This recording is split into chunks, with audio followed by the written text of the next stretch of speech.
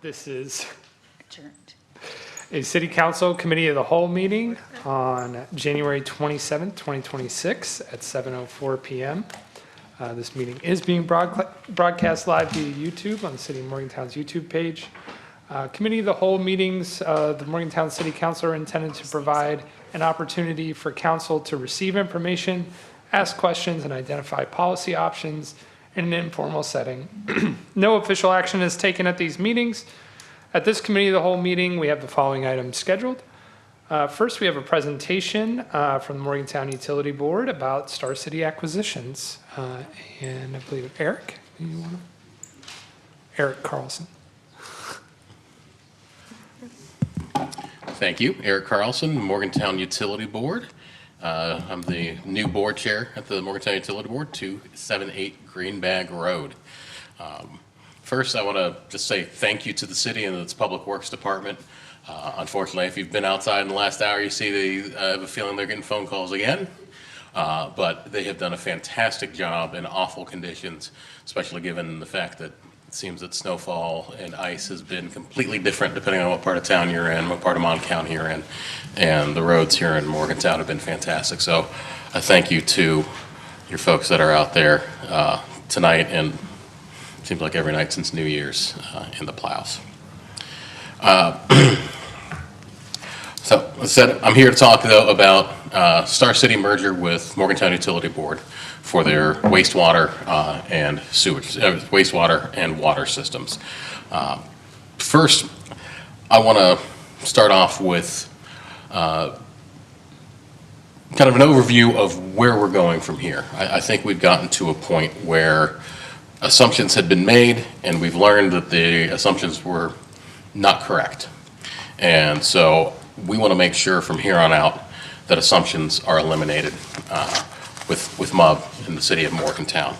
And at the first meeting of the year where I was elected board chair, we talked, and from here on we'd like to invite City Manager Miller to join us in our executive sessions as we talk about whatever it is that's going on in MUB, particularly when we're bringing on new entities, potentially, such as Star City and Westover, and make sure that this body is made aware of it as early as possible, and we'll continue on other ways just than having the city manager in those executive sessions to ensure that communication's ongoing and that this group is continually made aware of what's going on, and that the communication can be flowing as easily as our drinking water. And well, let's just stick with the drinking water. Also, the city manager and our general manager met last week, and the mayor and I had talked previously that some other adjacent to city entities such as Bow Park and the library attend department head meetings, and that's something that MUB will start doing here at the next one of those. We want to make sure that anything and everything is shared and knowledge shared between our entities continuing forward. And also, we'll be back 3 weeks from tonight. We're going to talk about the long-term control plan and how do we eliminate or at least limit our CSOs in the near and long term here in Morgantown, something that's very important, something we're excited about. And Stranded Associates will do that presentation, but we'll be here as well to talk brass tacks on that, more than, I'm sure it'll be a great presentation, but presentation from the consultants that know a whole lot more than a Chamber of Commerce guy does about the CSOs. So first off with this, both Star City and Westover currently get their water from MUB's Don Knotts plants and their sewage flows to the MUB Star City plant. And with our beginning of talking about procuring, merging in the Star City operations, we followed the same procedure as we did with Westover. And when we did the Westover, began those conversations, we heard no feedback. We assumed, falsely, that a lack of feedback meant, yeah, go for it. And so we want to make sure going forward that, as I said, those assumptions are eliminated.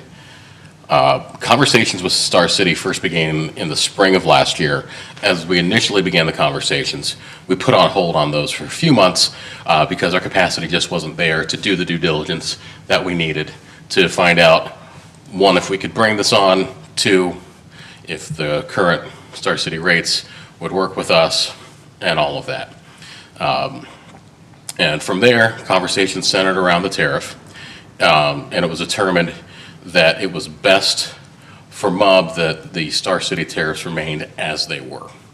And while the price per 1,000 gallons of sewer is higher for MUB Morgantown residents than Star City, the way their tariff is set up, half of Star City's customers pay the minimum payment. And that minimum payment is significantly higher for Star City than it is for MUB. And that brings in an extra $600 a month than it would be if they were on the MUB tariffs, and an extra $7,200 per year than it would. And that was based on the January billings from this year. And those numbers for water are significantly higher. Let me scroll down to that real quick. Water brings in $15,000 and change more a month, so about $180,000 on an annual basis. And so of Star City's 956 water and 956 wastewater customers, around about half pay the minimum on a regular basis. And How many thousand gallons are the minimum bill for MUB versus Star City? so with that, the minimum total dollars for MUB is $636, which would be 1,000 gallons. And the minimum for Star City would be $1932, which, and they are billed on water at a higher rate. They're billed at $966 for the per 1,000 gallons for the first 50,000 gallons. There aren't many that hit that mark. And MUB's customers are billed $636 per 1,000 for the first 60. And on the sewer, MUB's customers inside Morgantown are billed $10.69 per 1,000 for the first 60. And then at Star City, it is the first 2,000 gallons are billed at $10.33, 50, and then from there up to 50,000 are billed at $9.21, but the minimum for that is $20.66. Meanwhile, the minimum for sewer inside Morgantown is $10.69, so almost double. And yeah, and I'm happy to take questions. I'm happy to ramble a little bit more, but we've got not only management from MUB here with us tonight, we also have the city attorney from Star City, and we have Mayor Doyle from Star City as well. And I know that we're happy to answer any questions and happy to seek this approval. Council, questions? Tell us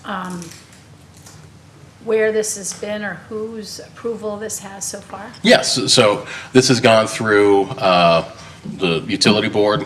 We've given the approval to go up to the PSC, and here in the last few weeks, the Public Service Commission gave their blessing for the merger, but now it comes back to this body for conversations about the tariff, and we'd like your approval as well. I just had a side comment that nice to see Mayor Doyle here and appreciate us all working together and becoming a system, more of a system. And just glad that you're here and appreciate your expression of how this can work and your inclusion of our manager, and just looking forward to working closely together to make this all work out well for all the municipalities so that we all have the drinking water and sewage services that we need. Yes. So. Yeah, and I think we are very lucky. Well, we don't take for granted the fact that the people who work day-to-day at Morgantown Utility Board truly are the best. No, I'm not even just to say in West Virginia, in this region. We have incredible drinking water, and thanks to the project for the Coven Creek Reservoir Legal Dam, we now have a backup for even better water. You know, it was a horrible thing that happened in Kanawha County years back, and if something were like that to happen to the Mon River, we wouldn't have to fear, because within minutes we can switch over to ready and safe extra drinking water. And you know, we had the EPA, the number 2 at the EPA, come tour the wastewater plant a few years back. I walked around with her as we were doing that, and you know, just seeing, it's one thing to see yourself that I'm more than a novice when it comes to these things, as I reported a lot on CSO issues in Lexington, Kentucky when I was there. I worked for the city of West Lafayette and worked closely with our wastewater guy, so I probably do know more than most, but compared to the guys that work day-to-day or operators in the plants, I know nothing. But to see the product that comes out at the end, knowing what flows in, it's just amazing to see the work that is done daily by the staff at the utility board. Well, we were on the rail trail yesterday and could see everybody working at the plant in Star City, so they're working hard, even in very cold weather. Were you cross-country skiing? Yeah. Okay, that's what I would hope. There were people walking out there. We saw 4 or 5 people out walking, but Wow. yeah, we were cross-country skiing. It was Good. very nice. Good.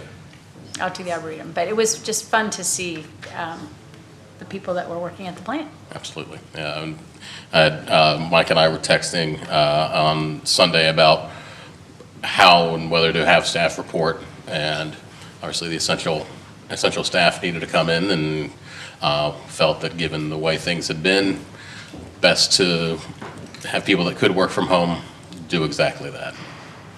Well, that doesn't work in sewage plants, so. No, sadly not. Appreciate there being actual Yeah. people there. Thank you. Thank you. Welcome, Mayor Doyle. It's good to see you. Thank you. Thanks for being here.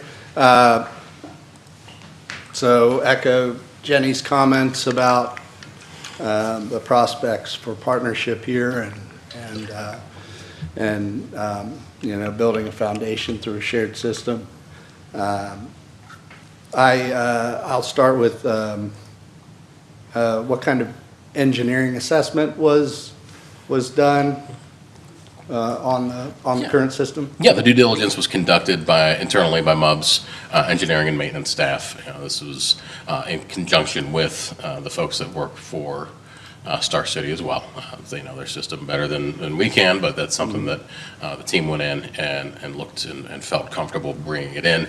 The reason we have not come to this body yet with Westover is because we knew that there were major projects that needed to be done there, such as the Dunkard lift station and the Holland Avenue project. And so one of there were other aspects, requirements from MUB before we would bring them on and bring them here to be brought into MUB, was that those projects needed to be done and rates in Westover needed to be raised to pay for those projects, because that was something where I didn't like the idea of personally being a board member saying, yeah, you can come into us, and then in the first meeting say, we're doing whatever we're going to do to your rates, and then come to this body and ask you guys to do the same.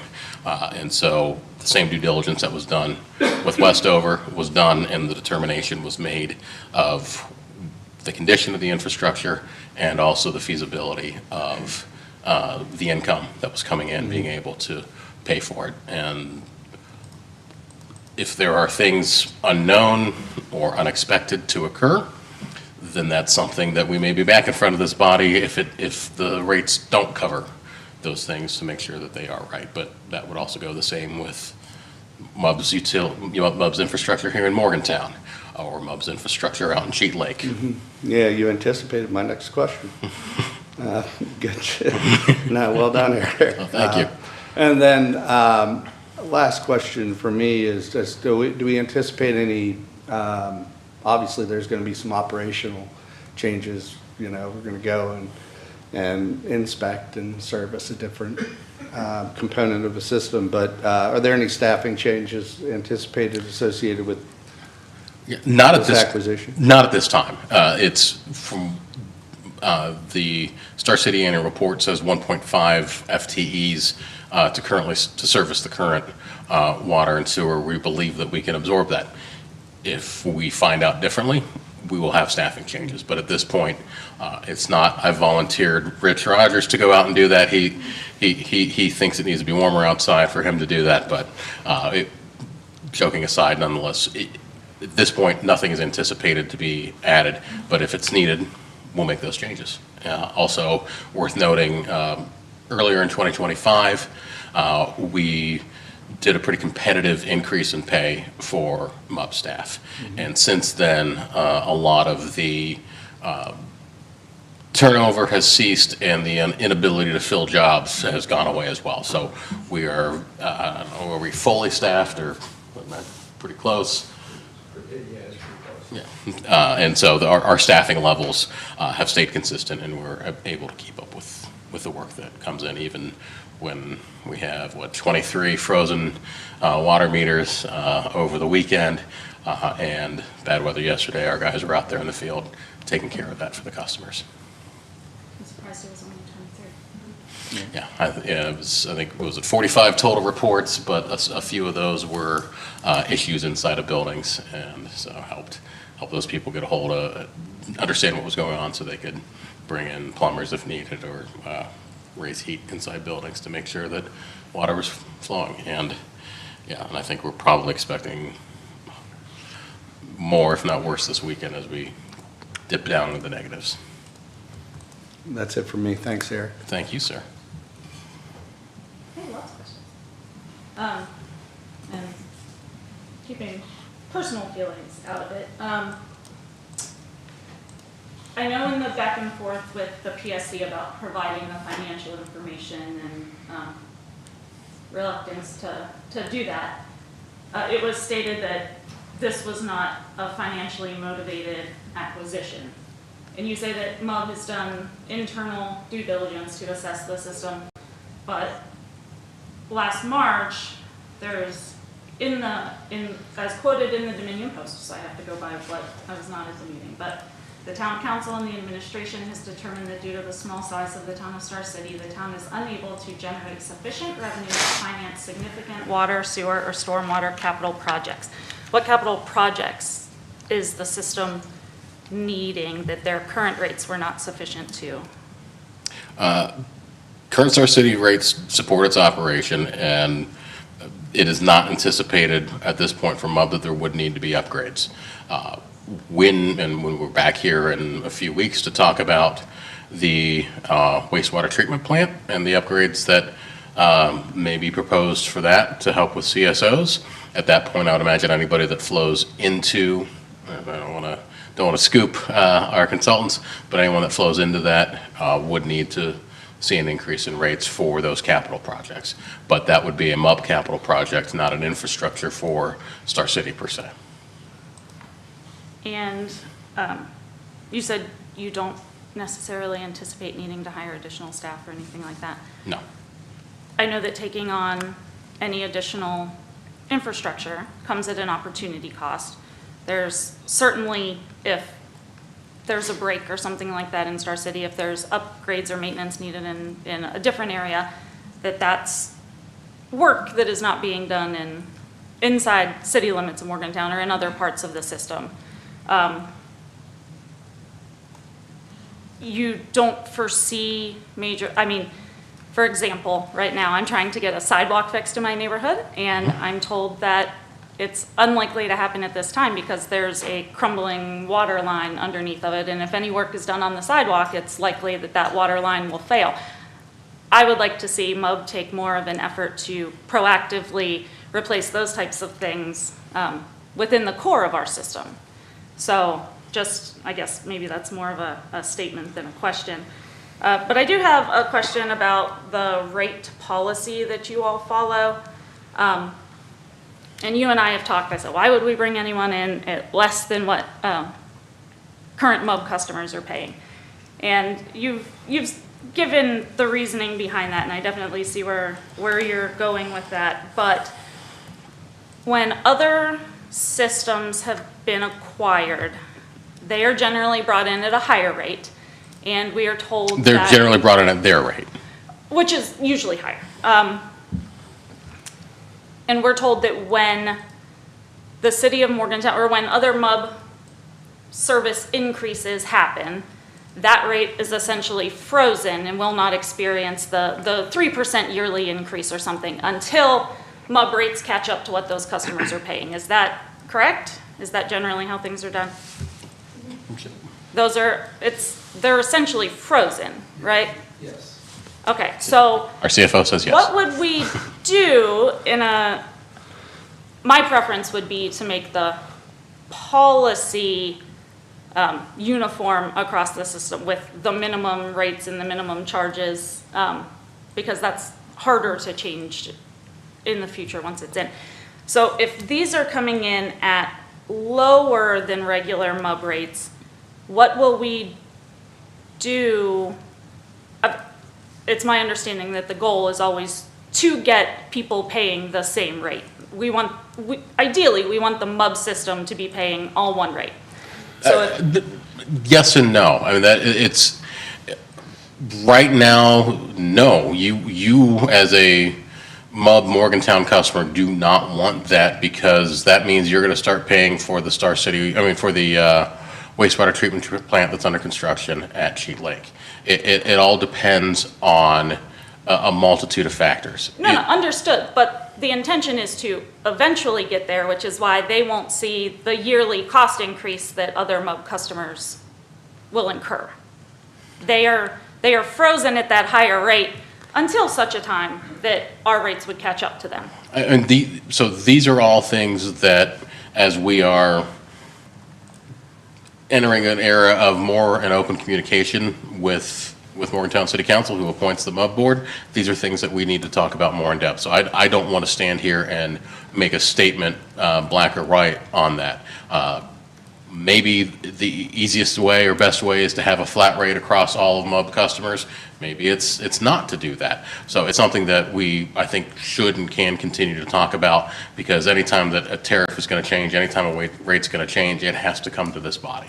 And said the presentation that we made in 3 weeks is going to involve,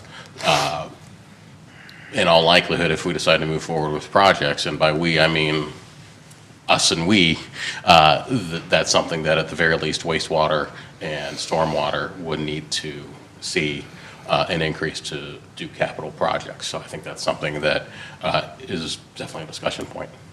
Okay, my question was, if they are already brought in at a lower rate, how would they eventually catch up? And I guess that's not a question that you can answer. Yeah, I mean, it's something that would be up for discussion, and I will say,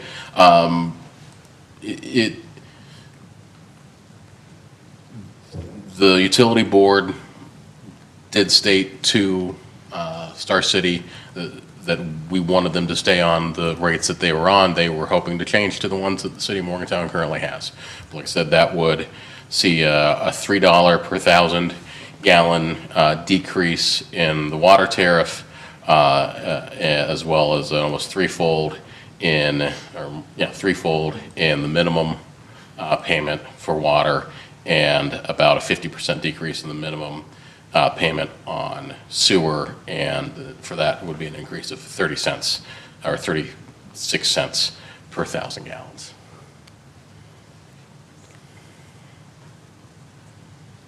Okay. I'd like to talk to you more before first reading, but. Yeah, can do. Any other questions? I always want to give you a chance since you're on Zoom. I know it's tough.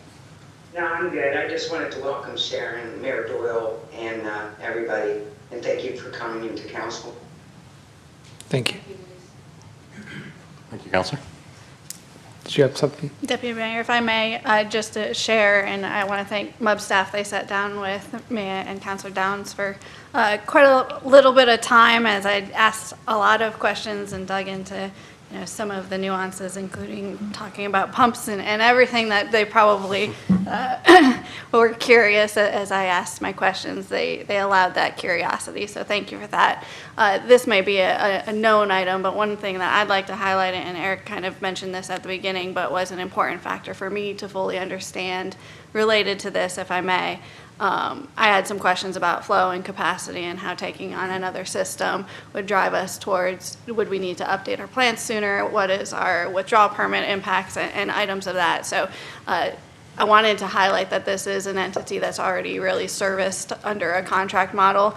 So for me, that was an important part as I sought to understand what was being requested. So I just wanted to make sure to call that out and highlight, because I know that was a big factor for me to understand.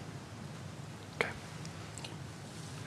Any further? I was trying to figure out how we describe what's happened in the past when new systems come in. So it seems like it doesn't apply right now as much to Star City, but the reason that we haven't had the same rates is that frequently, like more in the Westover situation, it costs a lot more to bring a system up to whatever the standard is that it would be brought into our greater system. And so those rates would naturally be higher for a period of time until that was paid for. I think knowing what the different parts of the system cost and knowing, projected costs, but also costs as they come up, and having those systems for a period of time be separate just allows there to be some accounting. If Yes. it's all just the same, then there's no way to know and differentiate a system like Star Cities that comes in and is in relatively good shape and presumed to be in relatively good shape, and then a system and that's not even, so the system that we're all part of that's in the core has lots of issues that need rectifying. But how we figure out the different parts of the system, we can't do that unless we have some accounting between the different parts, and we know. So I appreciate a measured approach and having some consideration, and not automatically raising rates on systems that don't necessarily need it, and then differentiating. So it just is more in line with what real costs are. So I just appreciate this approach for now. And if we get to a magical moment when all the systems align and it works, we can do something else. But for right now, I think it's wise to keep separate accounting, even though it's probably a big pain, so that we get all the systems up to some level, including, and I think that's part of the thing that we're talking about, is including Morgantown system and getting Morgantown's system up to snuff, and doing whatever we can do to potentially raise our rates or get grants or do all the things that we should be doing to make sure that our system is up to snuff, so that the other cities would want to be in the same system with us. So I would like to see, all of the systems improved so that we, over time, know when the lines are flushed,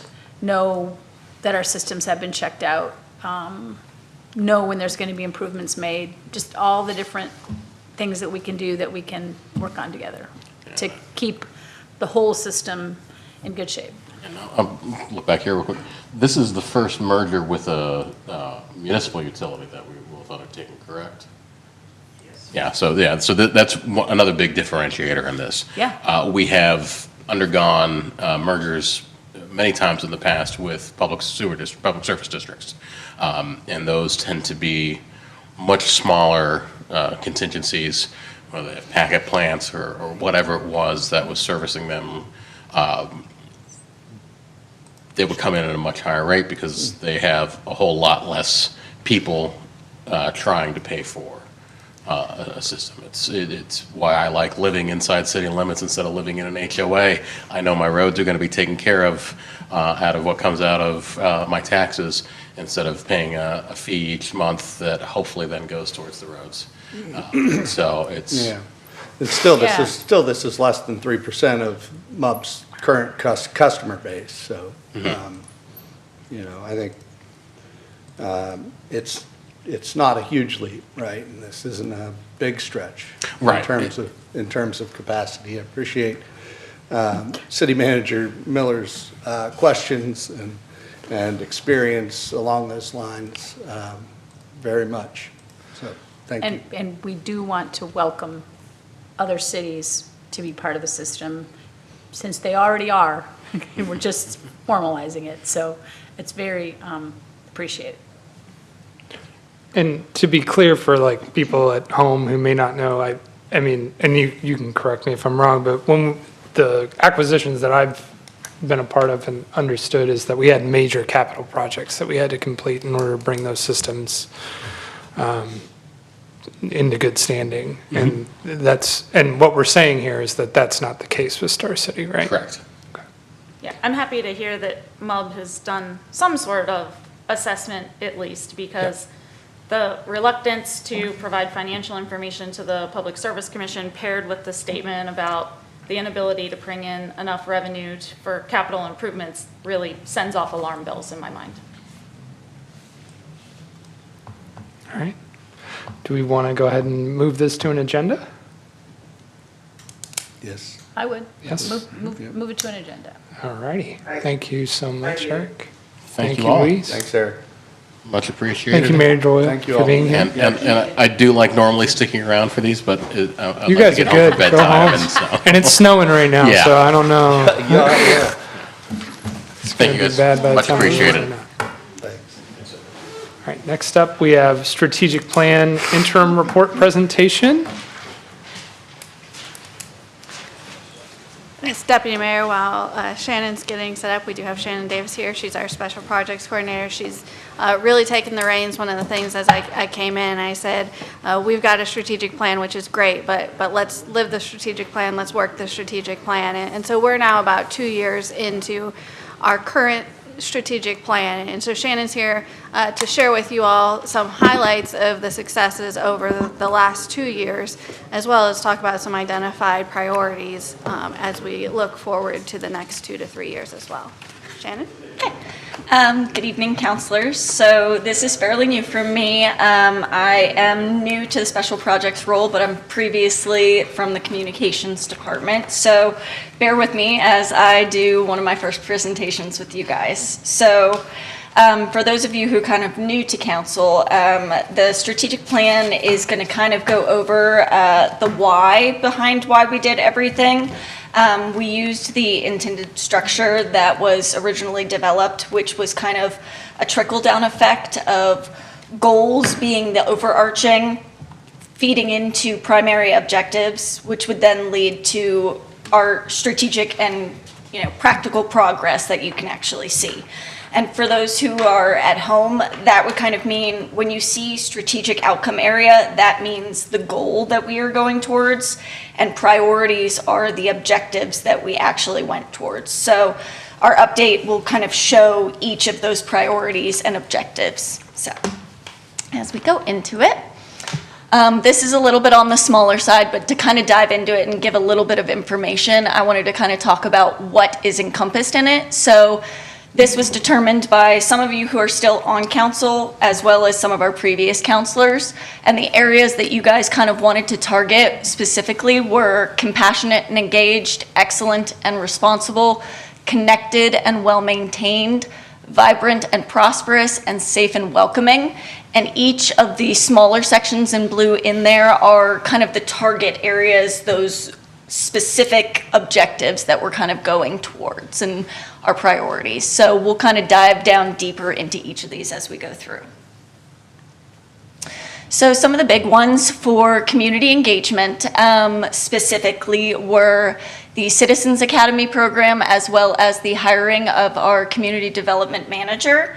When it came to the wins that came to Citizens Academy, Many of you guys were here when the last class gave their presentation and all of the things that they learned. It was really positive feedback from every member who was in it. We had a 95% completion rate with many comments from the members that were in it, describing it as engaging and informative. And they shared that it really brought a newfound appreciation for the staff that work for our city, as well as the people that organized it. And they really felt 100% more civically aware and have a better understanding of what they were kind of learning and how the city operates. So that was really a great impact when it came to our community engagement. Additionally, our community development manager, which some of you guys have met and interacted with, that would be Caitlin Lewis. She was hired back in 2024.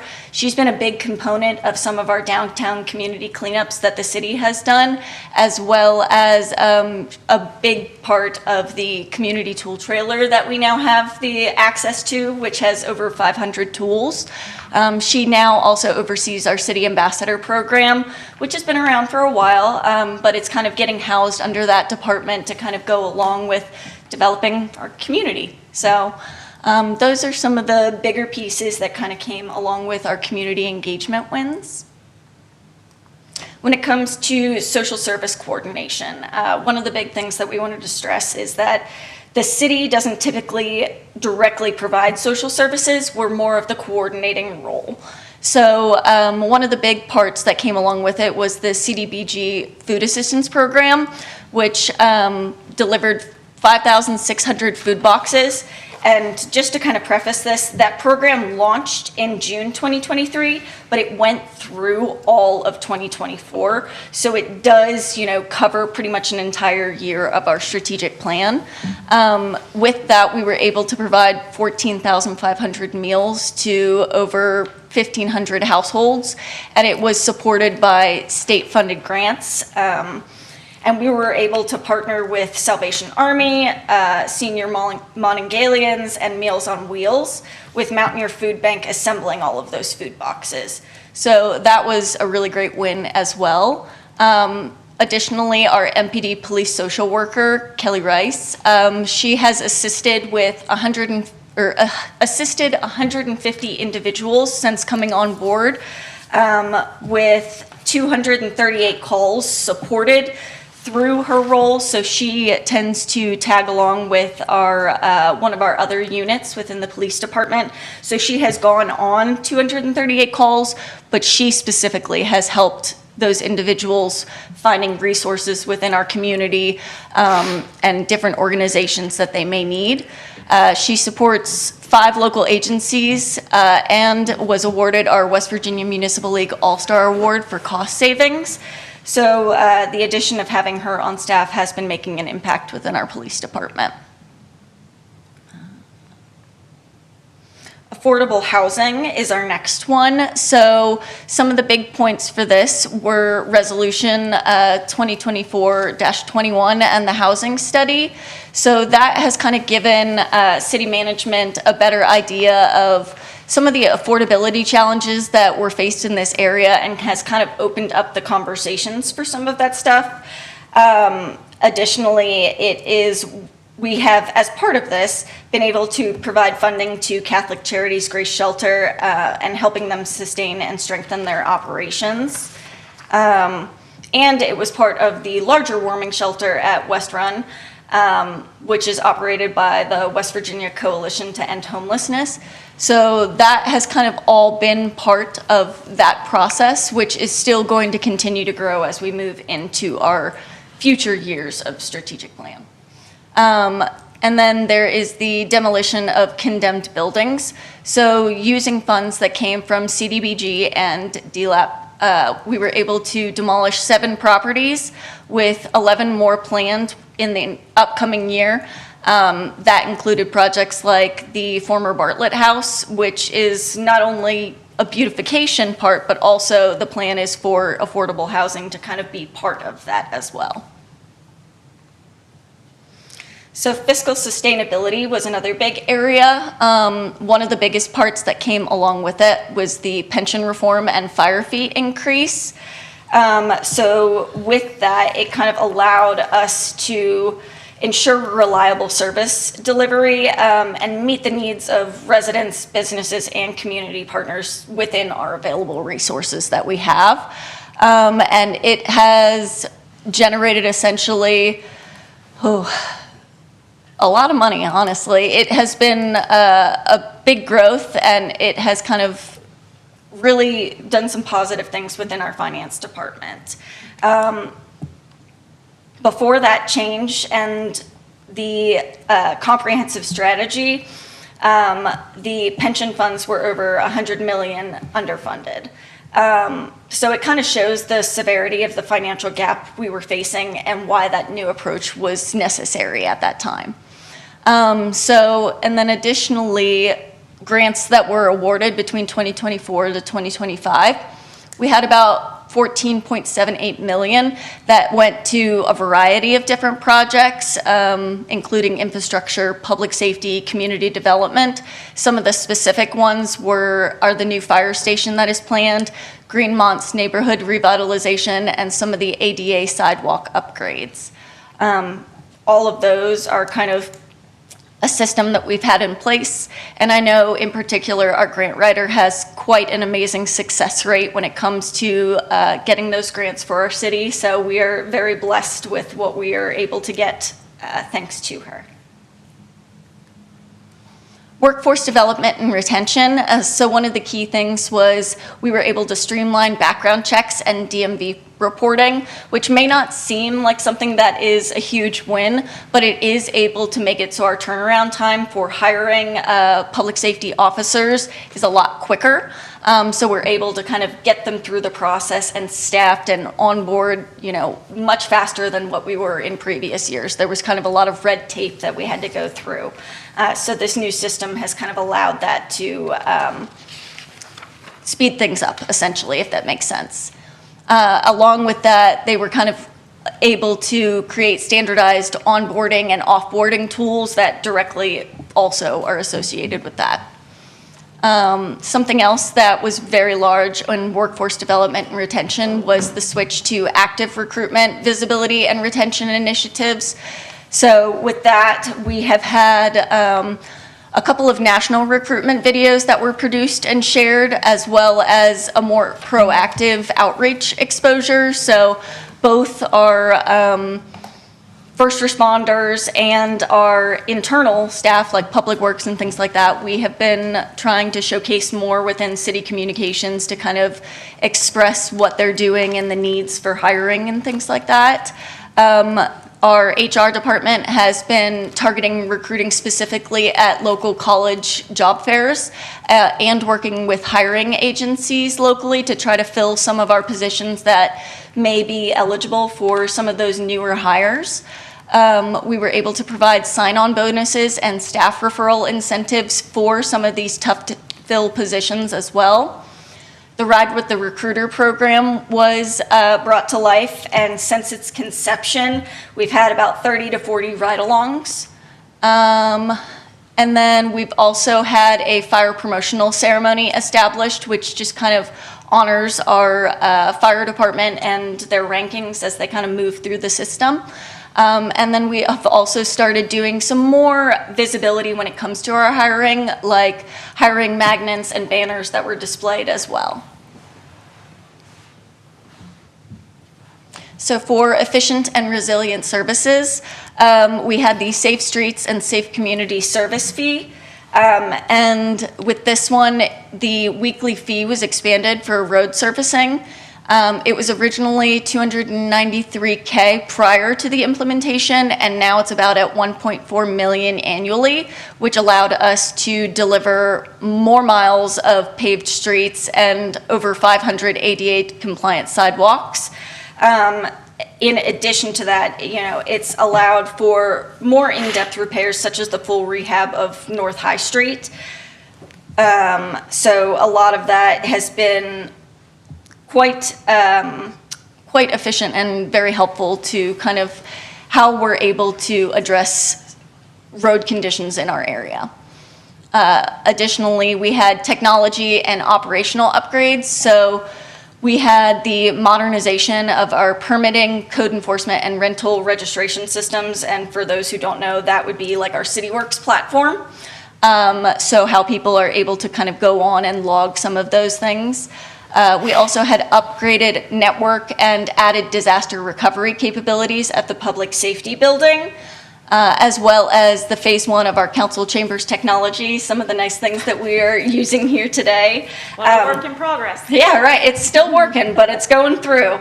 I've seen some of the older systems that used to be back here because I used to be back behind these council buildings, and let me tell you, some of this equipment is significantly nicer than what was here previously. If you'll notice the remote she's using to progress her PowerPoint today. Oh my It's God. true. This It's the did not little exist things that before.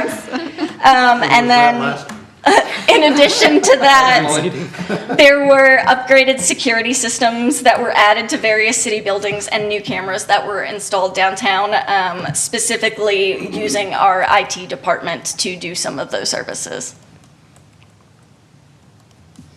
So for responsible asset management, again, I kind of talked on CityWorks, but the actual implementation of it has kind of allowed for us to do digital asset tracking of streets and facilities and kind of know what we have within our house. And it was expanded in 2025 to include fleet tracking and work order management, as well as encampment monitoring and community ticket requests. To kind of give you an idea of that, one of the things that I wanted to touch on was since its launch, we've received 3,218 service requests, with 2,446 of them being completed. And by completed, it just means addressed with whoever the person is that submitted the ticket, or closed because it might not be something that we can necessarily assist with, like if someone is requesting something outside of our jurisdiction. And it's got a 76 overall completion rate with some learning curve because it does involve staff having to learn this new mechanism.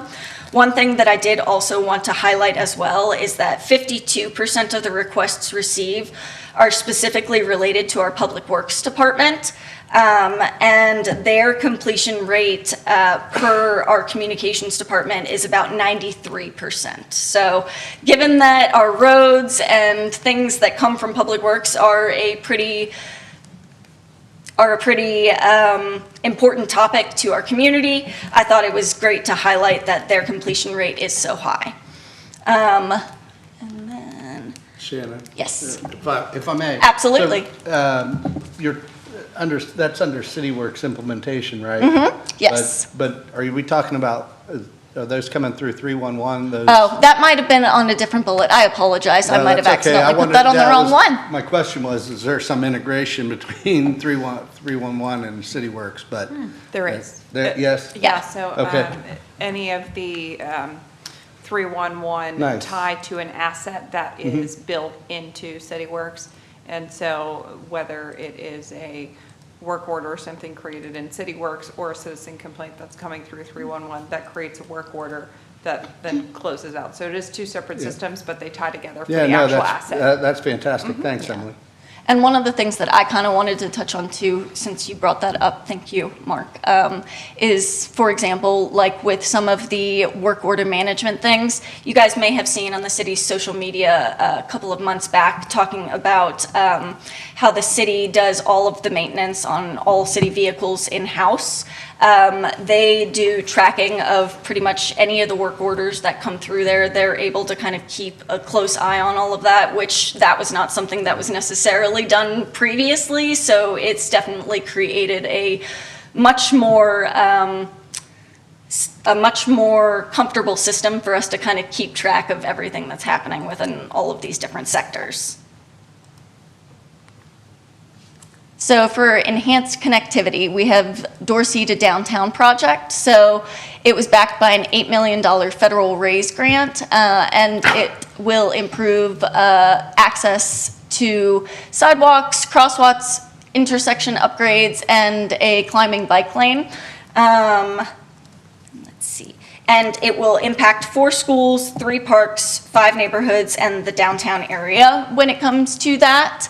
So that is kind of like a big win when it came to receiving those grant dollars.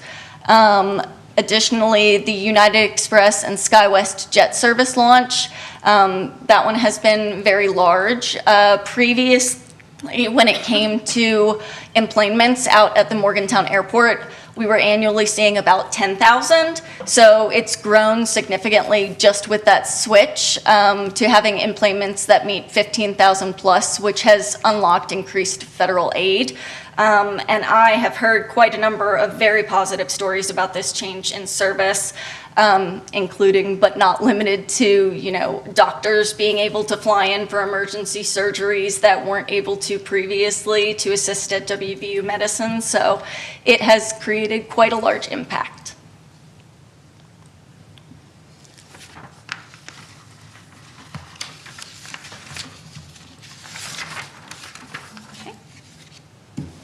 And then for proactive economic development, another one would be the airport runway extension project, which has been growing for a long time, but it is supported by a $9.52 million FAA grant, which contributed to $29.4 million awarded towards the $62 million project. So it has advanced. It's in Phase 5 construction and Phase 6 design, so it is slowly growing. So the hope is that it will be trekking closer to completion as we kind of move forward. In addition to that, we have the East End Village redevelopment, which had approximately 58 outdated structures along Richwood Ave that were demolished. And it's going to pave the way for a mixed-use development that will feature over, hopefully, 300 plus housing units, retail, grocery, all kinds of other things. And what's exciting about that is that it is a large joint project between multiple different facet and community partners, being city, county, university, all of the different parties. So that one was another key win for us in the city. So for enhanced community amenities, we have recreational enhancements. So we had $2.4 million in municipal sales tax and $255K in hotel and motel tax, which helped support Bow Park's operations and large capital projects through passing bonds or providing additional funding. In addition to that, there was the completion of the Woodburn Playground project, which was funded through CDBG. Now, the funds that kind of came through those recreational enhancements paid for the Marilla Pool improvements, the ice arena, as well as Lower Marilla improvements. And that has been quite a large success as we've kind of seen some of the wonderful things coming out of Bow Park as well. And then additionally for enhanced community amenities, the growth of the Morgantown History Museum.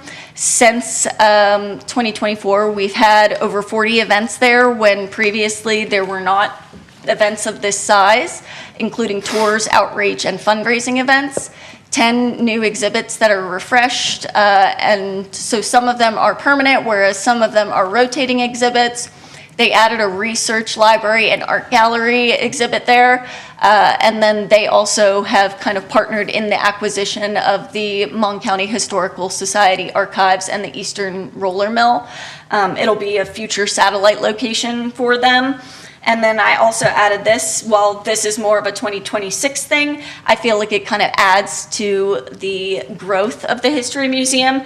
They just had their first event of 2026 here recently, and they had over 111 attendees within the History Museum there. And if any of you have been there, you'll know that that is not the largest space. So 111 people there is quite a lot for our little museum. Tell Captain Quinn. Yeah. Maybe not at once. Yeah, we didn't say it once. It was just 111 counted in attending it. So.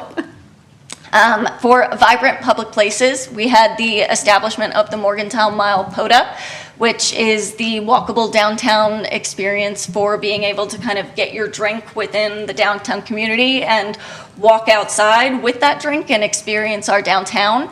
Right now, we have 20-plus licensed establishments and 15 participating retailers. So that might actually be incorrect on my part too, but we are growing that as well. We've had a couple of conversations with community partners for growing that as well, and done an analysis of some of the common sentiments of people who are currently participating in it, and they have loved how flexible it has kind of created the downtown experience to be.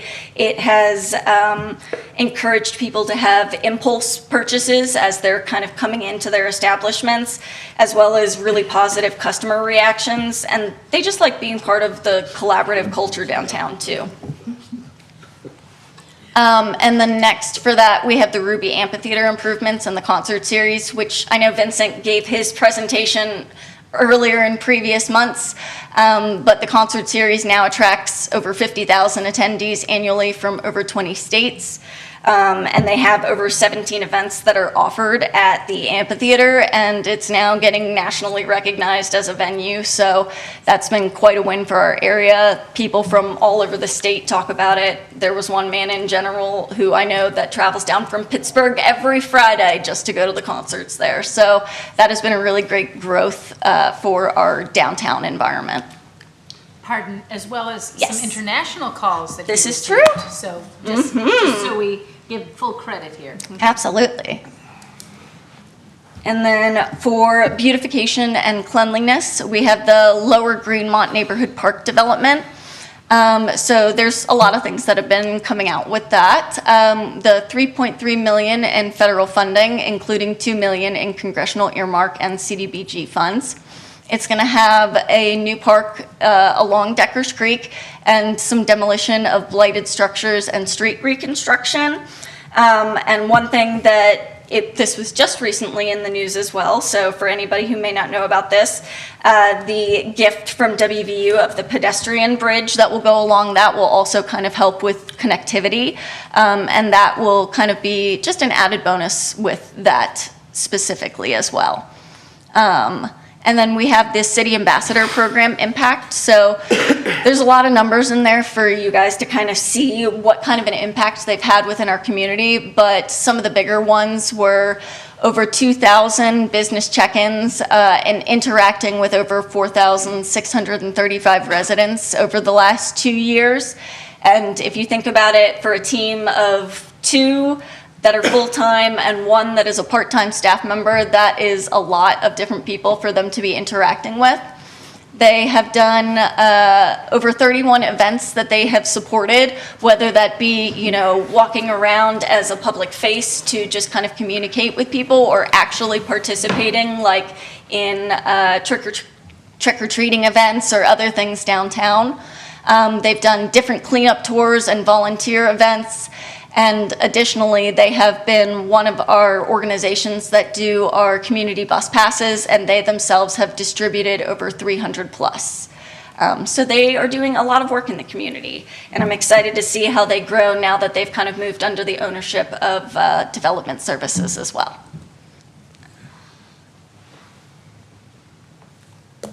So for data-driven public safety, we have the Safe Streets Initiative, which was launched in 2024, but it had such a positive impact that they extended it through 2025. They had 42 arrests, 58 citations in the first 12 weeks of the program, which essentially it just increased foot patrol and targeted enforcement based on crime trend data. And let's see, for emergency calls for service, I kind of wanted to give you guys just an idea of how many calls for service they were kind of seeing now versus back in 2020 when the last strategic plan happened. So in 2020, they had 34,410 calls. In 2024, they've had 31,191. So they've actually had calls go down since previous initiatives. So that I feel like is also kind of a big piece too, is call amounts are going down, which is also kind of helping them to be a little bit more seen and on foot and kind of helping with some of those community engagements. you guys were able to meet our new ATF accelerant detection canine out of the fire marshal's office, Chance. She is our trained canine that can detect 6 accelerant classifications, which I believe, as I was kind of chatting with our fire marshal's office, that spans somewhere over 500 different types of accelerants, if I was understanding that correctly. So that will be kind of a really great added benefit and help with our fire and arson investigations, not only locally, but regionally as well. So to kind of give you an idea here, so for those who don't know what key performance indicators mean, fancy words, it essentially just means measurable numbers to show how well a program or project is going, and they help with tracking progress towards our goals. So these are specific numbers to kind of give you an idea of what we're seeing, some of which were touched on here. Others are, numbers that you may not have necessarily seen, but these are numbers that directly correlate to kind of give you an idea of success. So we have our amphitheater attendance, the grant awards, how many flights we've gotten, how many food support deliveries we had, ambassador cleanups, our 311 completed requests. And then this was kind of baseline versus our current data. So the baseline being 2020 and the strategic plan that kind of came from there, based on what was kind of the chosen initiatives during that time. So for street resurfacing, the amount was $293K annually, and currently with the Safe Streets fee, we're at $1.4 million annually. When it comes to sidewalk improvements, previously we kind of had minimal ADA ramp replacements during that time frame. Currently we have 500 plus ADA compliant improvements citywide. Social service support, it was kind of focused on ad hoc support only. And at this current time, we've had 1.6 million invested, and we've also had the 20,100 meals delivered.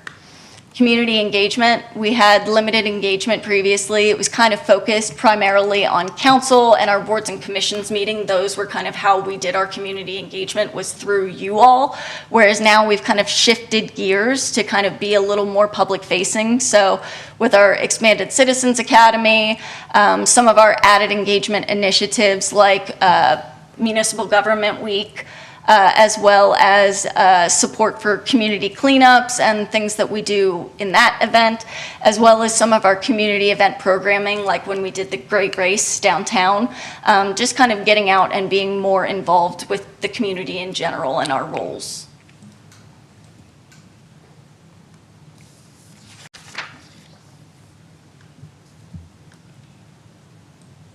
So for airport emplanements, previously it was below 10,000, as I kind of touched on. Now we're up to 15,000 plus, which again unlocked federal aid eligibility.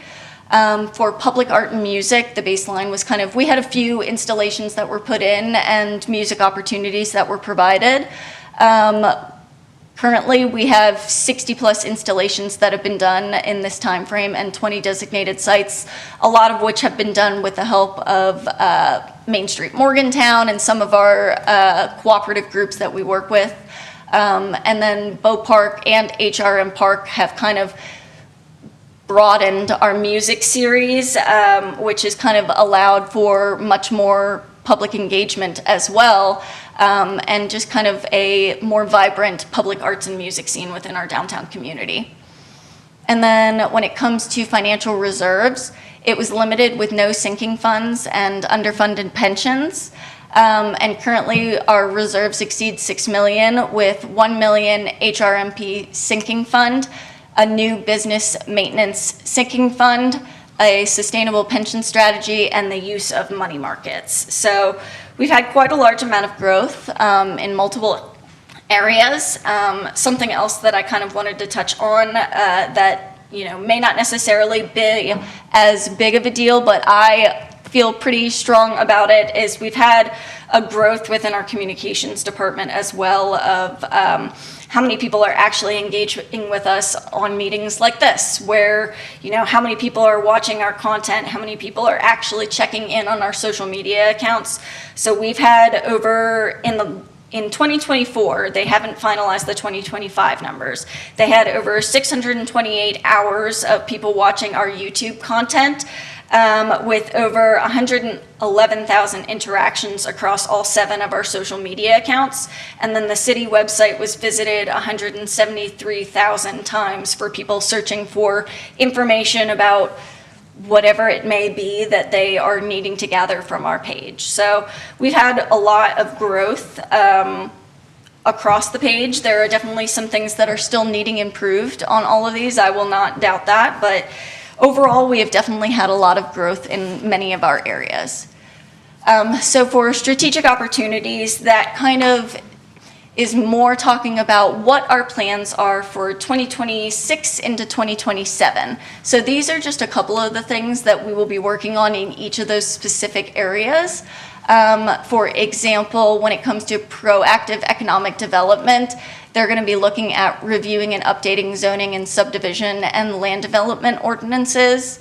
For beautification and cleanliness, we're going to be seeing some improvements to hopefully the downtown restroom operations and kind of exploring what we can do to kind of help with that.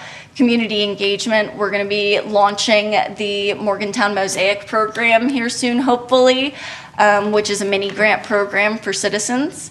Workforce development and retention, we're really excited to be launching a formal employee recognition program, which is something else that I have been helping to assist with. So that will kind of give a little bit more recognition to our employees and the work that they're doing here. For vibrant public places, we're going to be working on kind of increasing venue attendance and some of the funding and activation that comes along with it, as well as evaluating food truck plazas. I know that's something that's been kind of discussed pretty heavily within our community, so that will be something that's excited as we kind of explore those options. For efficient and resilient services, we're going to work on optimizing our winter operations and snow routes, which, as you see, and as public comment has kind of said, we've had a lot of positivity this time around with our winter weather and how hard our Public Works Department has been working. So that will be exciting to see as they kind of look through what can we change and adjust. For affordable housing, they want to just continue to demolish some of the condemned structures within our area, but also looking at affordable housing listening sessions and just expanding the options that are available within our community. And then for enhanced community amenities, we're going to be looking at kind of a variety of different things, like adding pump tracks, expanding the splash pad operating season potentially with Boat Park, and expanding some of our wayfinding and environmental education purposes to kind of let people know what really is available in our community. And then for fiscal sustainability, they are looking at kind of improving capital tracking and treasury investments. That is a large one, as well as self-funded health insurance models. For responsible asset management, there's kind of a number of things that they're looking at doing. One of which would be finalizing our gateway signage. So that would show our updated city logo rather than the older one that we have, and kind of improving on our tagline of "Our journey starts here in Morgantown," and kind of trickling that effect down. And then for data-driven public safety, something that they're working on is specifically launching a public crime data dashboard. So citizens are kind of able to see where and what areas might be affected most by crime, and that is being done in conjunction with the GIS department. And then looking at upgrades to MPD vehicles and technology, and the fire department is looking at some potential specialty trainings to kind of help their staff in specific situations. For enhanced connectivity, one of the things that they're looking to do is kind of support trail mural graffiti abatement, because we do have quite a number of that within our community, and working on some of our trails, so completing trail connection sites. And then for social service coordination, one thing which you guys will be hearing about later is the potential for our rollout of our municipal ID program. So those are kind of like the big topics and the condensed summary. So to kind of give the full follow-up, you know, for anybody that is looking to kind of get really in-depth with what our strategic plan and the things that we have achieved look like, I really highly suggest going to our website. You go to the city website page, you'll go under the government tab under city reports and plans, and you'll see the strategic report update, and that will have the full report of pretty much everything that was gone over in here, as well as everything that was kind of claimed under each section of what we have accomplished, as well as additional details. So that kind of gives council as well as our community a better idea of what we have been doing. And staff will continue monitoring our efforts through 2026 with a plan to present a final report in 2027 that will kind of talk about what we accomplished in that second half of this strategic plan. And something that I wanted to touch on as well for future strategic plans, one of our goals is to kind of have clearer targets and more measurable goals so that we are kind of able to express the details of our wins and successes a little bit easier. And that's kind of the end of my summary. So I can give some notes on things, but I also want to acknowledge that I am not the expert on any of these specific topics. I was more the data gatherer, so I can answer whatever questions you all may have, but I also have two wonderful resources sitting on either side of me with our city manager, Jamie, and assistant city manager, Emily, so they might be able to answer questions that I might not be able to as well if you guys have any, so. I appreciate the length of your presentation. Thank you. I tried to keep it shorter and sweeter so we weren't here all night. Well, shorter and sweeter is just much more comprehensible, which sometimes people want to provide all of this. Yeah. And it's just not comprehensible. I mean, it's comprehensible to read at your leisure in an afternoon, but it's not comprehensible when you're in a public meeting and you have things after and things before, and people don't tune in for the enormity of it, they tune in for the highlights. So Yeah. appreciate your ability to Put it together in winnow short it down form. a bit, because otherwise it was not going to be a usable document. Thank you. I might have some specifics that I could just pass on. Yeah, absolutely. And Not necessarily this moment. But Yeah. I appreciate. absolutely. And if any of you guys think of questions as you guys are going through the actual like in-depth one, feel free to reach out to myself or, like I said, either of these ladies here, and we can kind of figure out the answers if we don't know something, or answer any additional questions that you guys may have as well. I guess he's pointing at this I like one. that. Which one? So we're talking about graffiti on the rail trail. Mm-hmm. We certainly should be working really hard at graffiti in the downtown. Mm-hmm. So I would just, or whatever, I would Add it as an extra note in there? Because periodically when we work on it really hard as a city, we have done a really great job of dealing with it. And sometimes have gotten the people who made the graffiti to, once discovered, to work really hard at eliminating the graffiti. So whatever we can do kind of for the whole, not that it doesn't need on the trail, it needs to be done on the trail, but downtown and any other of our populated areas, which is the whole city, just whatever we can do to really crack down on it makes a big difference in how people view our city and treat our beautiful assets, so. I've also seen a lot of cities, they will have like a wall that's just, this is where it's legal to do graffiti. Specific graffiti walls. Because, you know, some of it's, we've seen it across the nation, really good. So, If you want an something to outlet. think about. Yeah, well, because, yeah. Some people like really are dedicated to that craft, so. Absolutely. Any other questions, comments, concerns? Yeah, so Shannon, kudos, because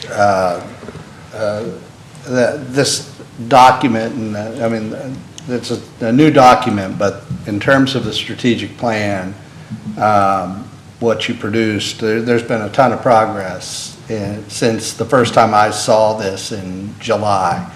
And great job aggregating a lot of input from Yeah. across the whole of the organization. I appreciate what you said about goals and outcomes. I'd like to see more of that. I'd like for us to have input into that. I would, Plan from us yeah. and from staff. I mean. You'll get to be in the next one, Mark. Agreed. Yeah, please do. I've got a good deal of strategic planning experience. I'm happy to help in any way, but I think a lot of our accomplishment stuff was very tactical. And so bringing it up a level and establishing those goals and those outcomes, those objective outcomes that we're endeavoring to, I think will lead us to a better place. And that's why organizations do strategic planning. I appreciate all the work that went into this. Great job. Thank you so much. To kind of touch on your point a little bit too, Mark, I only joined on the tail end of kind of the development of this end of the report, but I did get to kind of see what the process was looking like for tracking of the information prior to me coming on board. And I think it was kind of a little bit of a new process in general and kind of how we wanted to showcase that information as well.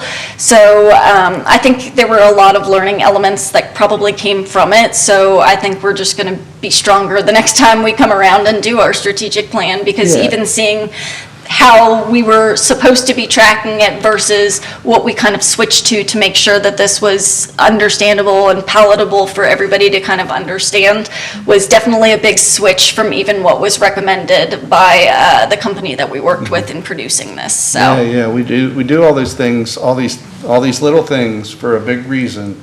And, so are they contributing to that big reason? I mean, that's I think, where we want to get, but great job, thanks. thank you. Any other comments, questions? Shannon, you always do such a fantastic job. I really appreciate all your efforts. Thank you. I appreciate that, Joe. Deputy Mayor, if I may wrap, thank you, Shannon. Yeah.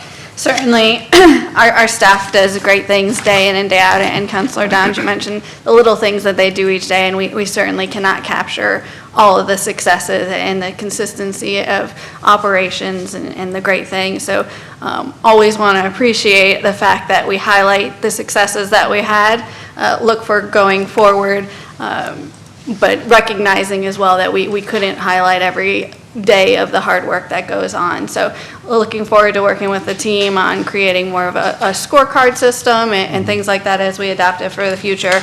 One of the things that I did want to, and not to get into this year's data, because so it wouldn't have been, this was a highlight of the last couple of 2 years' data, but and not to steal Christine's thunder because she's not here. I'm sure she'll share this at the next meeting, but something that I'm extremely proud of as we see the efforts go in and we start to see the successes come out of it when we talk about some of those workforce development initiatives.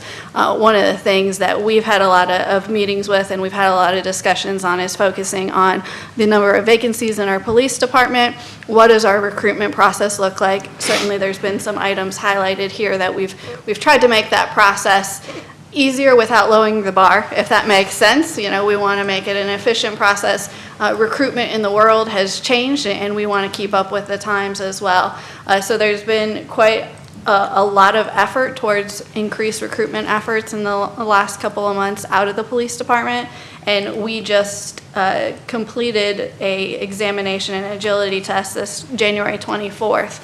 And I'm really pleased to report that we had 27 individuals sign up, and we had 12 candidates pass the written exam, and about 6 to 10 will move forward as we go through the next steps of the process. So that is an increase of what we have seen. So it's always nice as we see those efforts be put forward that we see the results come as well. So wanted to share, as we talked about workforce development, some of those wins too. Weeze, did you want to add anything? Again, I want to give you a chance. I'm good, Brian. Thank you. All right. We're good to move on to the public portion. So I will open this public portion. Our public portion is governed by the rules of council. Please state your name and address at the podium and no personal attacks. I believe we have Annie Cronin-Urick signed up to speak. Unusual, huh? I don't like that, no personal attacks rule. It takes fun out of it. It's blood sport. I missed last week's meeting for several reasons, some of them good, some of them not. But it seemed that the people who spoke during public portion were quite passionate about the immigration ICE thing that's going on. I haven't heard anybody in favor of it, of the ICE action and DHS and the violence and murders, etc. And it seemed as if the speakers wanted council to make some ordinance or grand speech that would outlaw ICE in Morgantown, which cannot be done because nothing you do will override federal or state law. And those are already in place. Thank you to whomever. But on May 2nd, 2017, the City of Morgantown did touch on the subject with resolution.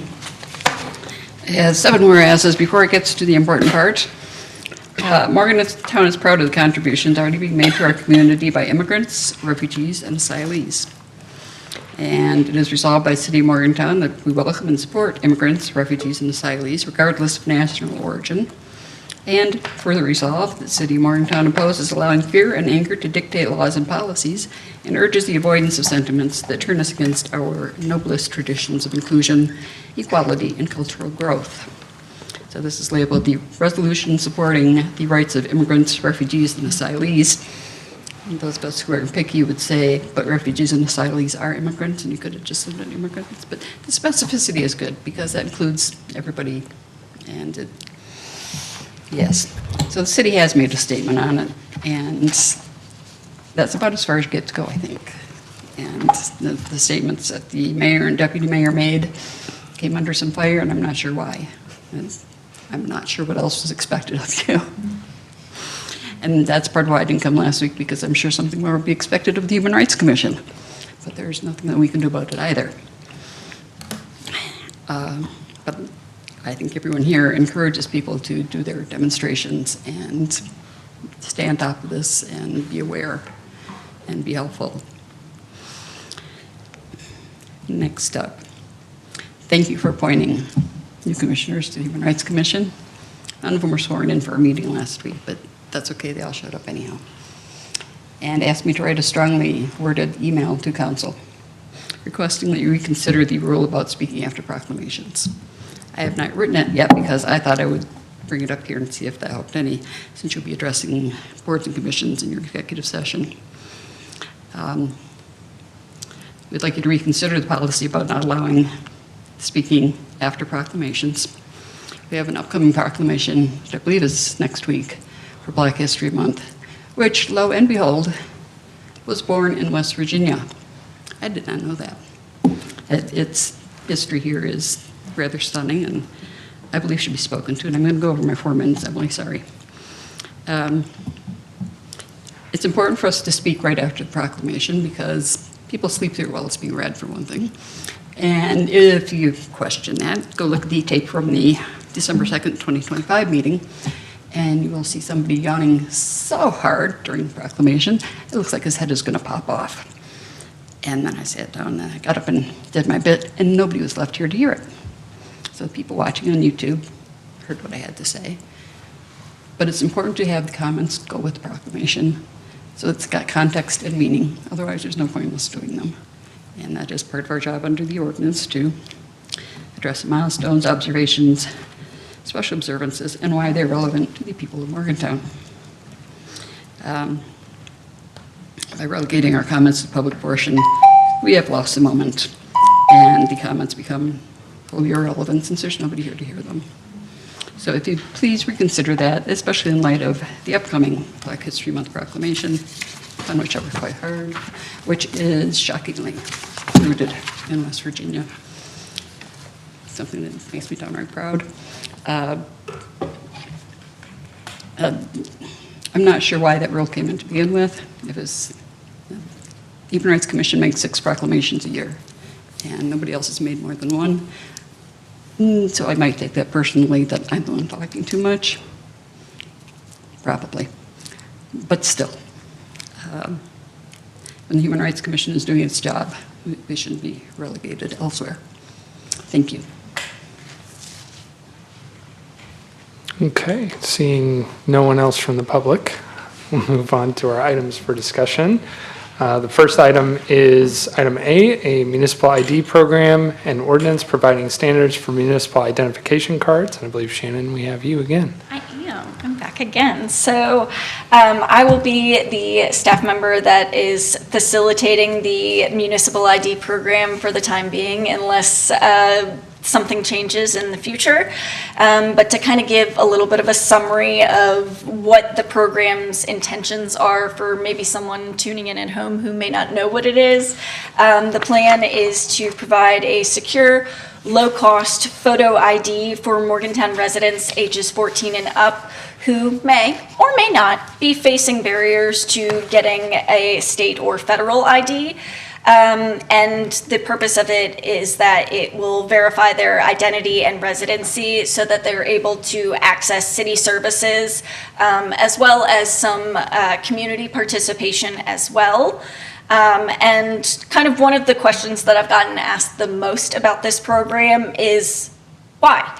Well, we have kind of structured this program to make it so it's a little bit easier for our community members to get this ID rather than like a DMV ID, because we accept more types of documents than what you would traditionally see. So it helps our residents who might not qualify for those state-issued IDs. So with that, some of the things that you can kind of expect to see with it, each of these IDs will have a photo picture on it.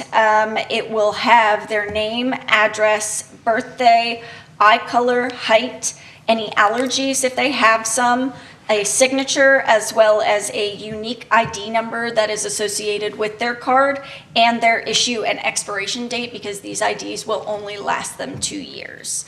They also have the option to put in their veteran or donor status on those cards as well.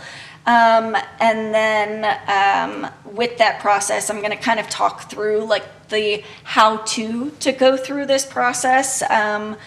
So for that, if I were to be a member of the public and I wanted to get myself one of these IDs, what you would need to do is they would go to the City of Morgantown website under the Residents and Visitors tab. Under Services, they'll see Municipal ID Program. The first thing that they would want to do is review the accepted documents list that we have on there and kind of see what they may have to be able to put their application in together. They would need to provide at least 4 points of proof of identity. And for proof of identity, they may be expired as long as they include your legal name and a photo to kind of verify those. And then for proof of residency, they have to provide at least 2 points of proof of residency. Those ones must be current and show their name and Morgantown address on it, no exception. And then we also don't allow like duplicate documents, so you can't use the same documents within your proof of identity as your proof of residency. So there are a lot of safeguards in place to make sure that we are still doing this properly and still making sure that there aren't going to be as many risks involved with this. And it's going to be locally recognized for our city services, and as well, we're working with some partner organizations to kind of grow that need as well. Once the applicant kind of goes on, they will need to do their intake and pre-screening form. So they'll kind of fill it out and they'll provide digital copies of what these documents that they are intending to bring to their appointment documents that they are intending to bring to the appointment.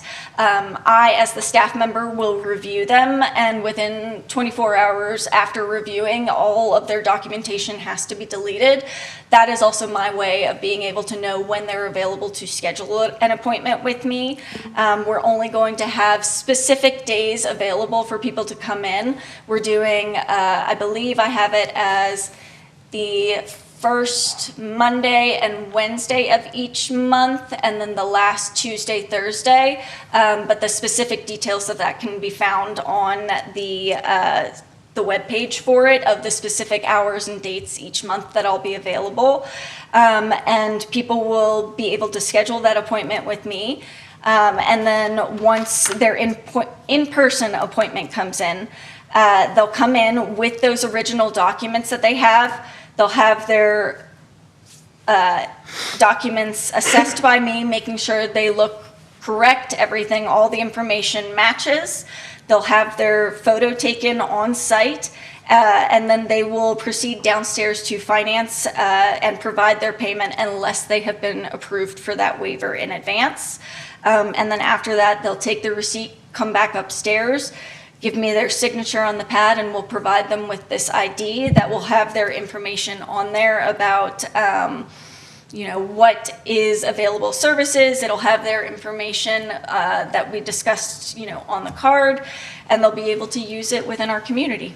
So that is kind of the gist. A lot of the areas that I am kind of trying to keep this area focused in are specific to social services and things that people might need. So I'm reaching out to businesses that are like local gyms that might be able to provide free showers for community members, or resale stores that might be able to help provide a discount. So someone who might be searching for furniture for their first home, they can assist with that. One of the other things that will be really nice is we've already talked with like the Morgantown Library, and they'll be able to,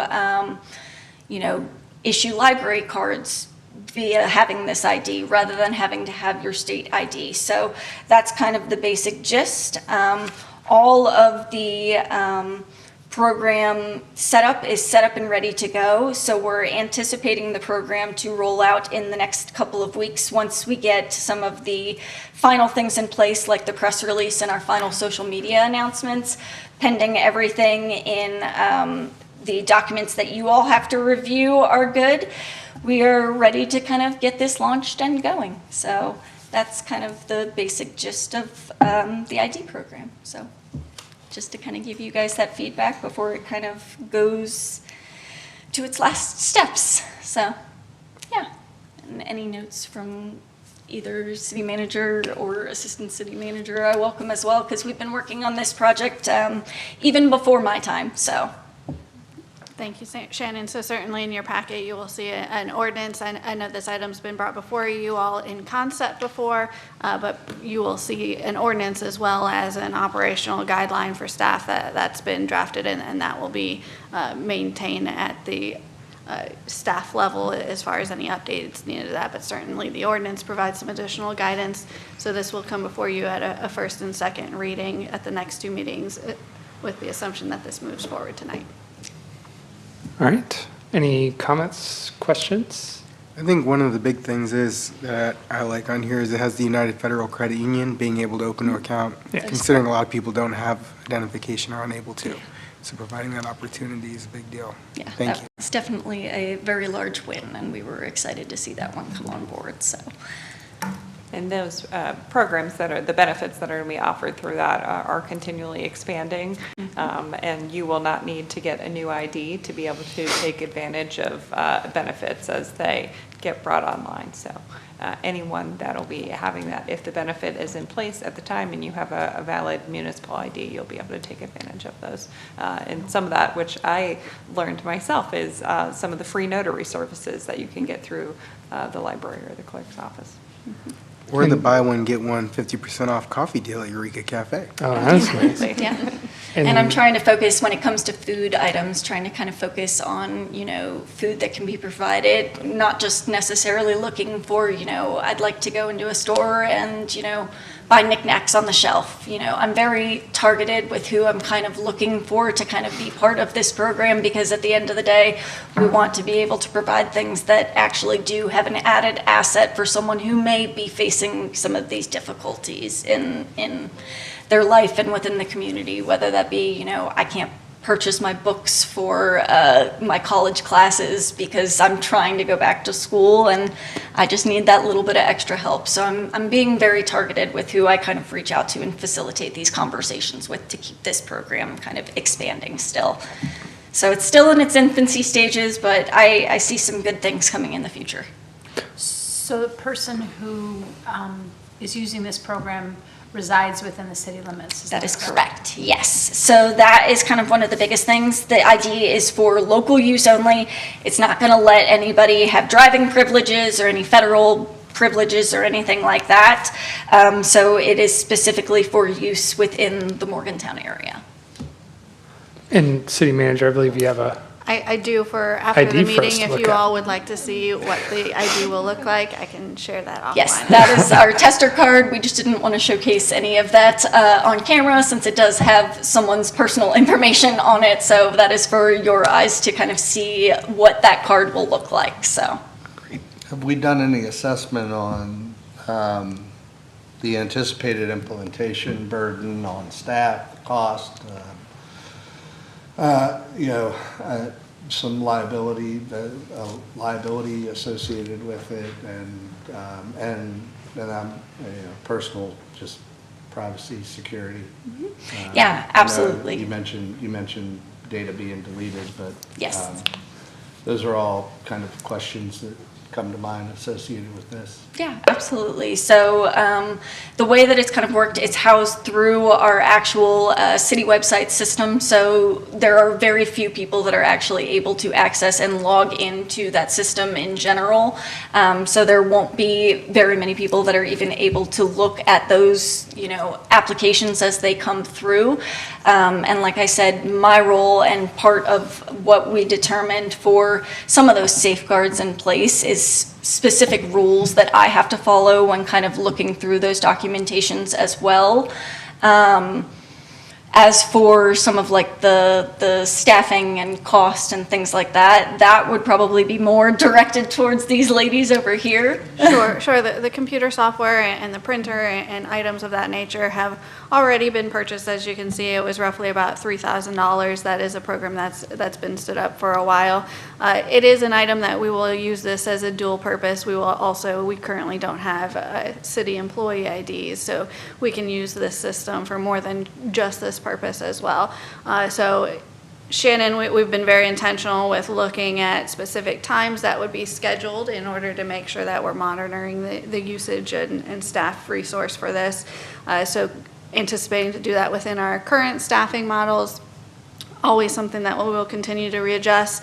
We may see an occasional situation where we want to go out to a event, a Main Street event or something like that we'd like to have a booth set up in order to advertise some of this. So there could be some cost there, but from a staff cost, we anticipate it'll be within the current area, and we're trying to do that in a measured approach as well. So at this point, the ongoing costs are going to be related to as we order new cards, new printer ink, items of that nature. So we do believe that those can be captured within the operational budget.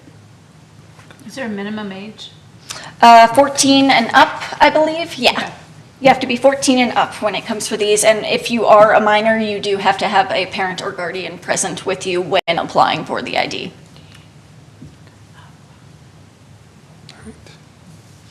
And can the parent's proof of identification count for a minor? Like, my son does not get utility bills. Maybe when he's 14 he will. I don't know. I would Yeah, you're gonna have to think so. about Off the top of my head, I don't want to answer incorrectly to you, but I will look back through our documentation to verify how we have that kind of set up in place. It said I don't have school that answer ID. off the top of my head. There's some additional, My son is homeschooled.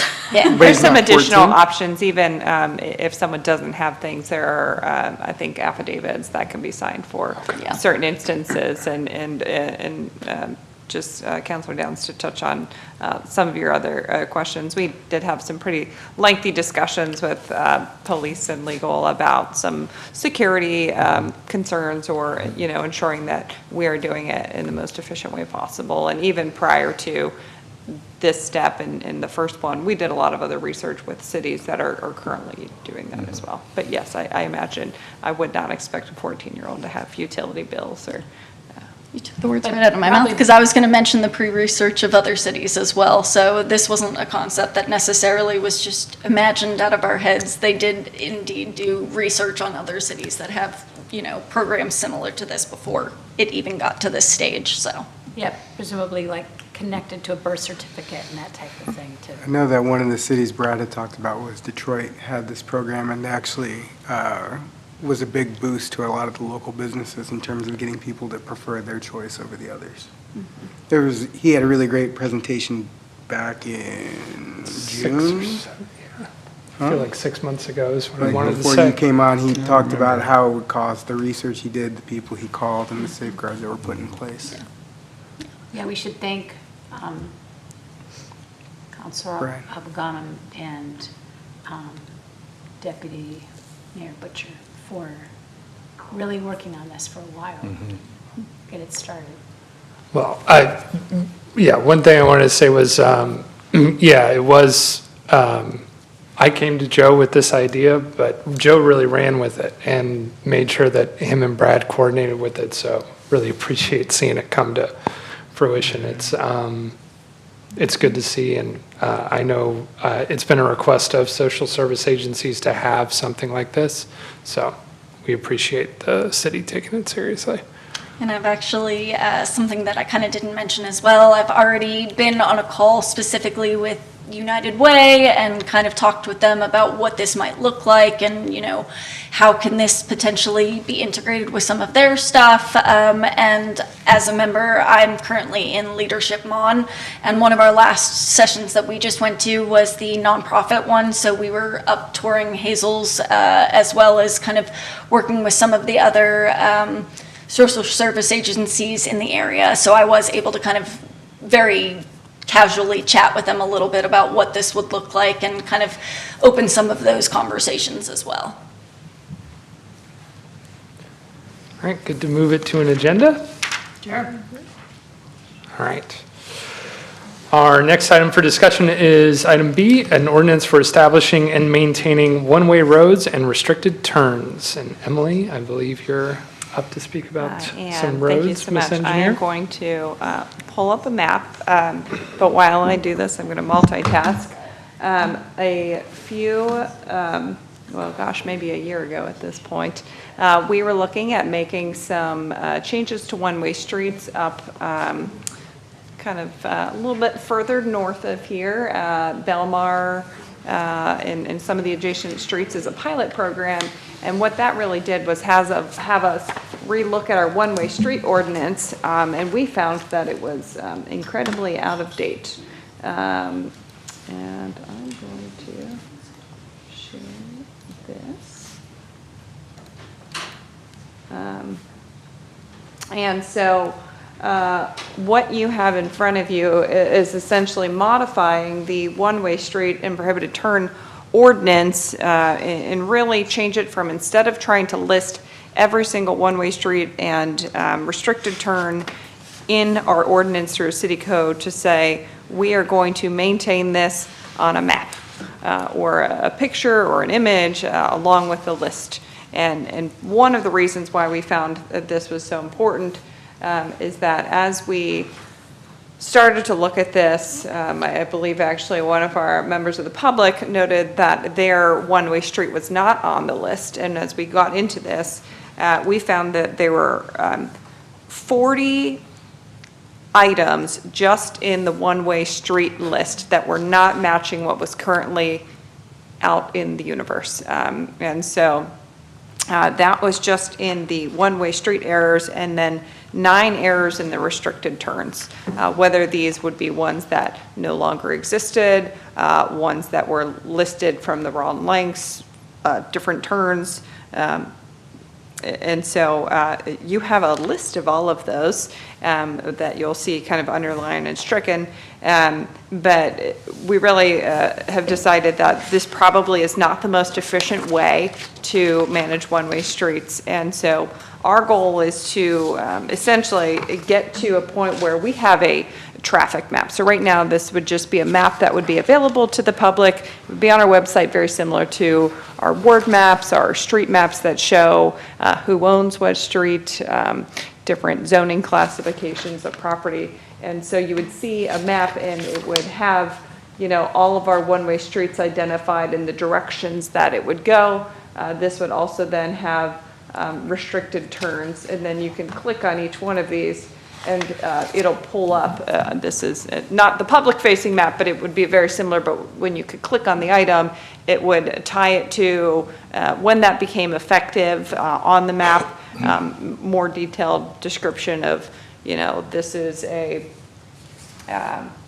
restricted or one-way street, Fayette Street from Water Street to University Avenue, and then you can actually see where that is on a map, or it would say there's a left turn prohibited from Brockway Avenue in the easterly traveled direction, and list the intersection. So it would give a lot more information and be visually a lot easier to understand than just purely listing it on a map. What we're also proposing is, instead of having to come to City Council with an ordinance to make each one of these changes, to be able to do what we have since done with some of the on-street parking restrictions, that we would essentially give council a memo with a certain time period.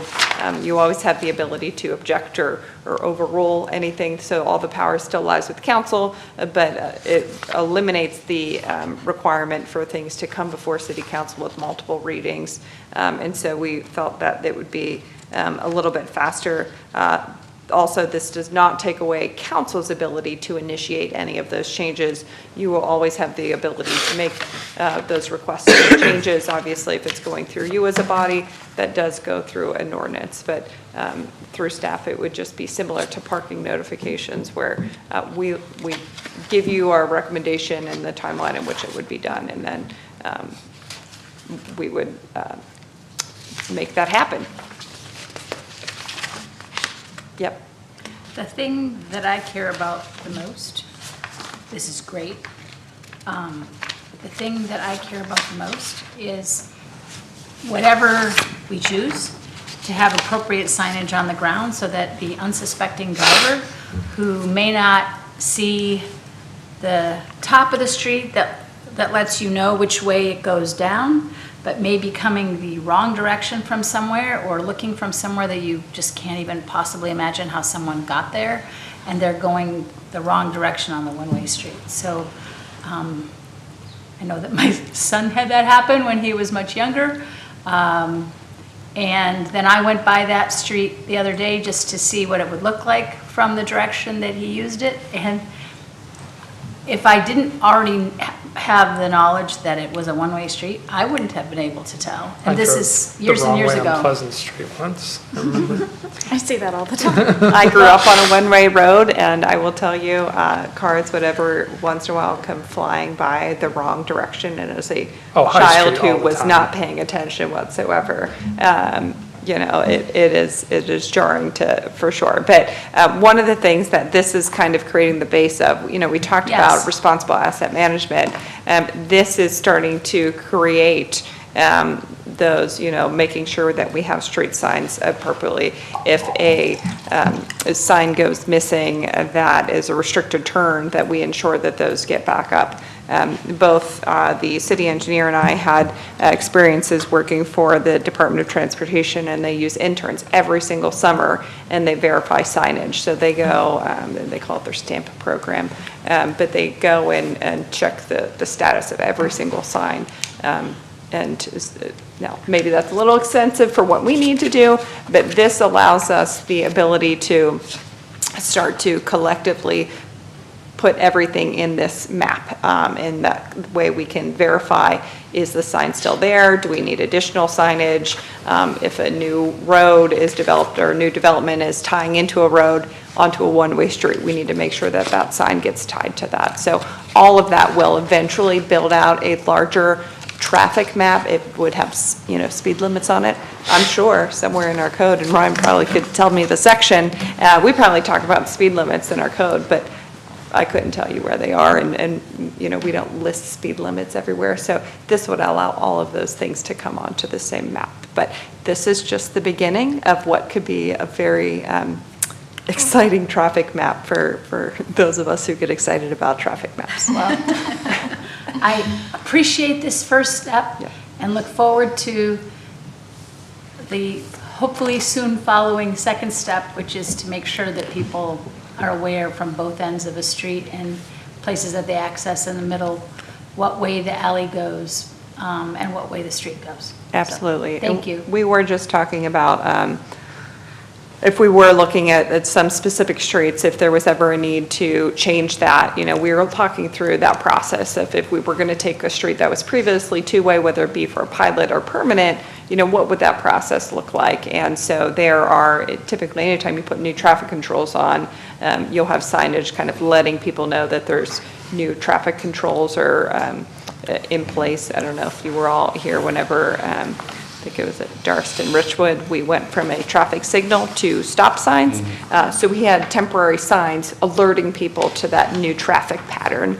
And so if it's in a neighborhood, it may include notifications to the residents around. And I learned that our traffic counters, I assumed as much, but hadn't worked personally with it. But depending on which direction you run over the tubes, it can tell you if people are going, you know, which direction. And so that could be something that we can deploy when we are making those changes, that we can see if people are following those changed traffic patterns. And then if they are not, we can do some targeted enforcement to help and see if there are signs that are maybe just missing.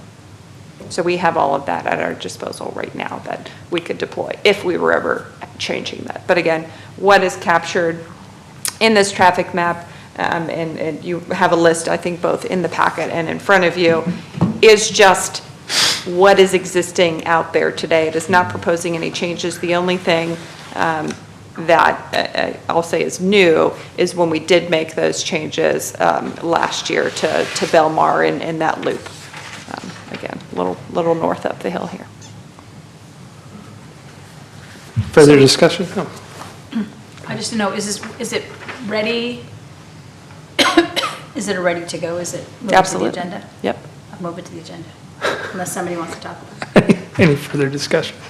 No, I feel the need to just say that there is a street we would like to see made into a one-way street. We've told our representative from the Traffic Commission. Great. If I don't say that right now, I will hear about it at my neighborhood association meeting. Great. We have a That's few me as just well. putting it out there. Now we just have to have a traffic commission meeting.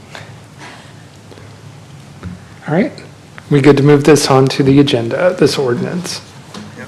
Yes. Yes. Okay. All right. So we will move on to our final item, item C, City Council Special Committee Structure. So this was a item that we had brought up before. We had some discussion on. A few of us went back and tried to tailor it, given the comments that council had on the committee structure. To be clear, what's proposed here is a resolution along with the policy document that accompanies it. And what we have here would be 3 different committees, a finance and organization committee, economic development and infrastructure, public safety and community enrichment committee. And like we had talked about last time, these committees are intended to allow counselors to more dedicatedly craft legislation and policy that guide these different areas. And you'll see in the policy document, which was shared a while back as well with council, the different boards and commissions that would ostensibly report to these committees to try to make recommendations to them, so they kind of have a dedicated place in which they can make recommendations for policy changes and legislative changes. And the committees would as it says in the document, review reports and recommendations that we receive from the boards and commissions.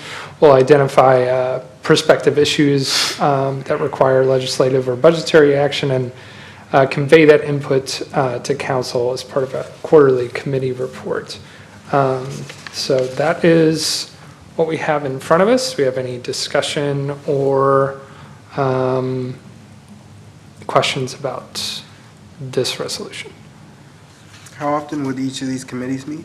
Because I couldn't find that. Yeah, I don't think we have it listed here. I think we would meet at least quarterly. It is in there, actually. Yeah, meet at least quarterly.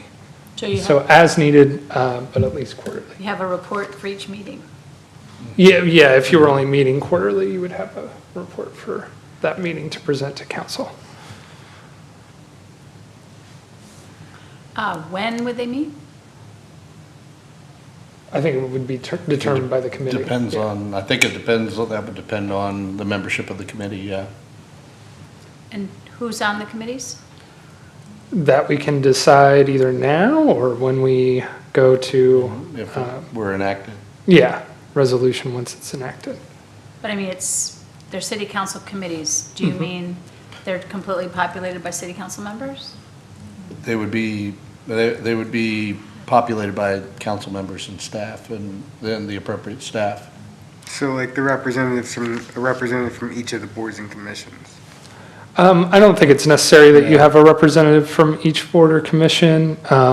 It would just be that if that board or commission wanted to make a recommendation, I would imagine you could, ask them to attend that committee meeting or just provide a written report that they could review. Right, like, economic development, I think you would want the director of development services on that committee.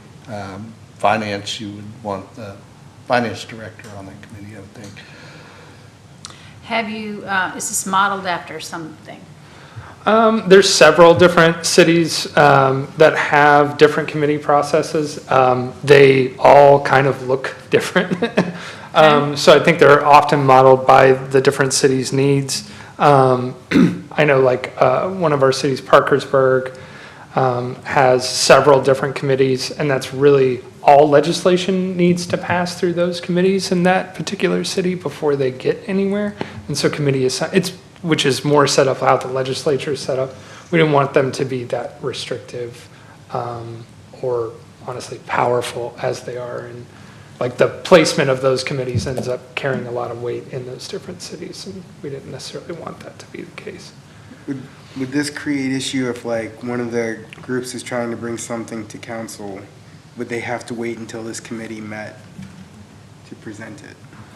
I think there's an expectation that they submit to the committee, but not necessarily a hard and fast rule that like any ordinance would need to be submitted to that committee Like, for first. instance, like I'm looking at like Bow Park. 'Cause Yeah. they run pretty well independently.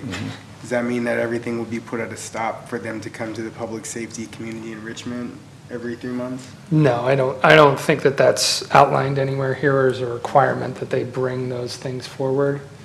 I think it's more if, especially by the will of council, if we feel like there's maybe a recommendation from a particular board or commission that needs further vetting, insight, things like that, that you could have a small work group that's already established that could then work on that issue and then have it presented to council. Or if there's some collective benefit associated with the project, a specific project that's moving forward, this gives us a venue by which we can, bring that forward and tackle that issue as a working group. Makes it more collaborative, I think, transparent and equitable. And only 3 council members per meeting? Yeah, So that it's not. that's the most you could have, yeah. And how do we not work this as standing committees? I believe it's written into the They've made it so that resolution they already. essentially They sunset sunset every every year. I still have concerns about that as well. Yeah. That pesky little charter that says council can't have standing committees. And I have another question, and please don't think it's because I happen to be sitting in the mayor position right now, But per the executive summary or whatever I'm looking at here, yeah. It says section 121, division 2 of our code of ordinances allows the mayor to appoint special committees, but the ordinance is all city council is appointing these committees via resolution. So how does that align itself with the ordinance or the code, section 121? Mayor, I believe that under Article 121, the mayor is entitled to create the special committees and is an ex officio member on each committee, but that council may appoint the membership. Certainly the mayor could as well. I can pull up the specific provision here as needed. Sorry, I've been a little busy this week. I didn't look it up on my own.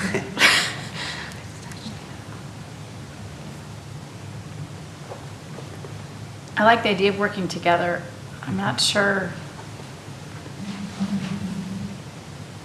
I don't know. I mean, you can certainly try it. It just seems like a lot, and you'd have to try to make sure that people used it but weren't kind of hampered by it. My only Because- worry is more bureaucracy. If I could tie up that loop, just to answer the question, it's section 121.25, provides the mayor or presiding officer or a majority of members of council can appoint a special committee at any time for any purpose. So, So mayor- passing the ordinance would be the majority of members of council. Got I it. think so, or the resolution if we did. Oh, yeah, that's what I Yeah, meant, it's a the resolution. Yeah, and so Joe, to address that, it is more bureaucracy, but I think the idea is that there's benefit in adding these venues for us to collaborate together to, move forward the greater good of the city and just give us the kind of that working venue, working session, so that, one of the things that, as a new council person, one of the things that stood out to me is like, I long for that. I want to collaborate more and I want to work together more. And then, it's like a lot in terms of, coordinating, there are days that I've been on the phone for, talking to each of you for like, 4 or 5 hours and I appreciate that, and don't get me wrong, but I think it would also be, I think, beneficial for us to have kind of some structured opportunity for, even though it is a subset of us, and then to come and report back. And also have that dedicated collaboration with staff time, to, kind of have that kind of working relationship going on. And this is a trial thing. It sunsets if it works. And I truly believe that there will be some benefit out of this. If it works, great. If it doesn't, hey, it's real easy to fall back. It ends on June 30th. So, I don't know. Yeah, I'm also hesitant to add more bureaucracy. However, I do think we should try this for a couple of reasons. One, I appreciate the structure, the built-in structure to collaborate. Also, as a new kid, and I appreciate the opportunity, the built-in opportunity to discuss the things that we're working on at the committee of the whole meetings. I think that time, this time during these meetings will be more constructive with just a little bit more intention built in with this. I also think there's an opportunity for more transparency for the public with this structure.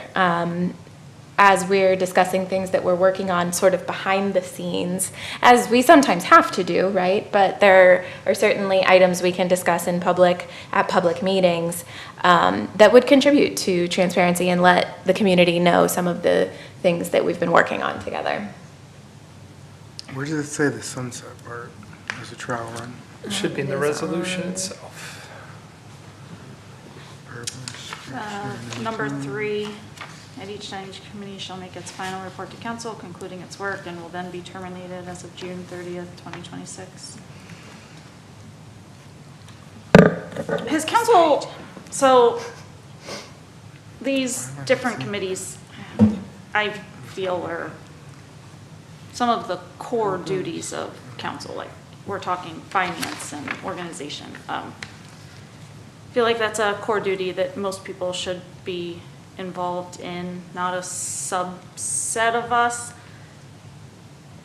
Maybe this is a good question for Ryan and/or Jenny. I know that we've had a city council special committee on, like, that created the police review board, essentially, led to the creation of the police review board. And we had a special committee on homelessness. Has council used committees for other things in the Not past? much. Those are the only two that I recall. Yeah, not much. And I Because don't we want to were say those usually are like- busy with boards and commissions and meetings and committees of the whole. And it's not that we couldn't have some either, I guess we would have more like maybe a task force or just something that was on a specific topic rather Yeah. than development. I applaud the idea of developing policy. I think it's great.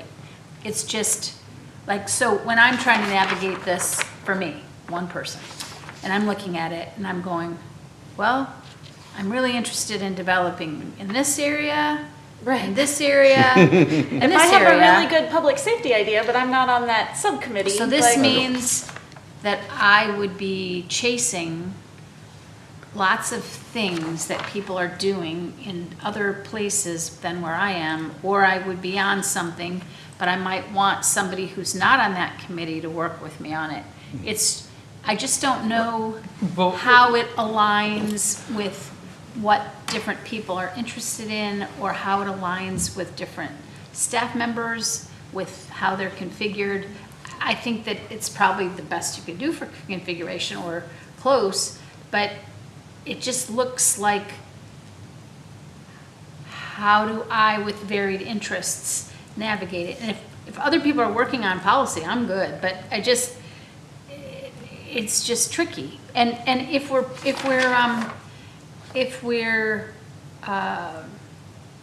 having opens to the public meetings and they're open public, why couldn't we all be at one if there was something we want to talk about? Right. Would we be able to have all of council? You could, these will be public meetings under the Open They're all Government public Proceedings meetings. Act, so. So it seems like we could all be there if we wanted to on a certain topic on a If we certain just day. said this, I mean, at that point, it's a work session, right? It's not necessarily a special committee. We say, we're having a public safety and community enrichment work session. Who wants to attend? But what I would say, just Jenny, to respond a little bit to what you were saying, is that I think we all do have our interests in all three of these areas, and the way that we accomplish going about, like, trying to make recommendations or working on these is, as Mark said, we call each other and kind of talk about it, and the public doesn't get to see any of it. We're not able to, because of the restrictions that we have, sit on like a conference call together and try to discuss and develop these things together. And instead, it's much more disparate and much more disorganized, much more hidden from public view, much more, favors different relationships council members might have with one another, rather than trying to work collaboratively across difference and, arrive at these different policy measures together. It's just, kind of haphazard. And I remember when I first came on council, the thing that I said that I noticed most starkly to begin with was a lot of work gets done in the parking lot after the meeting. Pretty Because much when you look at the Capitol, Yeah. A lot of work. I mean, that's kind of like But they do have our like neighborhood meetings. committee structures in which they develop that legislation, you know, and But on where single it has to go topics. through. Like this is tricky on so many topics. I mean, all the Yeah. committees in the legislature are pretty broad. I mean, you have an education Judiciary, finance. committee, you know, and, you know, they have to enter that way first. I just go back to, our charter says we I can't have understand what standing you're saying. committees that do core council functions. I think, As Jenny and I have both expressed, the committees that council has used in the past have been for a very specific, like, special interest, and then it's done. It's not ongoing. so, I mean, does our city attorney think this runs foul of the charter? Charter provision is 2.05E. Council shall not appoint or otherwise establish permanent or standing committees for the conduct of council business. This is certainly one of those things that is for council to determine, but I think the point of that is council has the authority when it has powers to delegate those powers. So council can't create a finance committee and delegate adoption of the budget to that committee, certainly. What we did, certainly that's a concern. It's one council and management have talked about as this idea has been discussed. And so, as the mayor mentioned, one attempt to address that issue here is putting in the resolution that establishes that these are time bound, so they're not permanent committees, certainly, and they're I think The fact that the charter separates permanent and standing, now that you read it, like, this could still be considered standing, even though it's not permanent. No, I mean, I don't know. Anyone else have a legal, Jenny, you're a lawyer.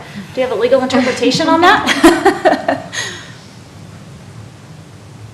I like the idea of it.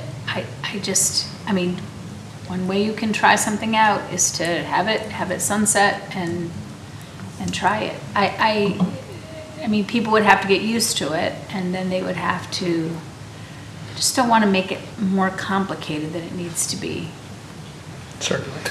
Yeah, and in a lot of respect, in many respects, I think it makes it easier. Like, I mean, there's nothing that precludes, nothing says policy starts here. If I'm not on economic development and infrastructure, I can still draft policy associated with economic development and infrastructure, and this gives me a venue by which I can bring that forward and start that collaboration and get feedback and have staff input and other council input to that policy and make it better before it moves forward more effectively and more efficiently. And I think that's the real benefit, and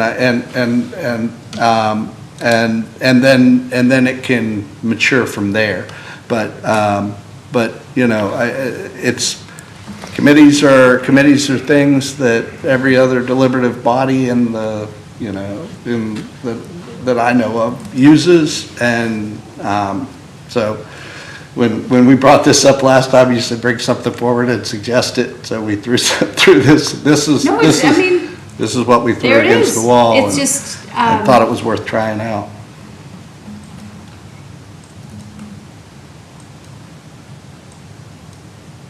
Yeah, I mean, I'm just looking at it and I'm thinking, how does that all fit together?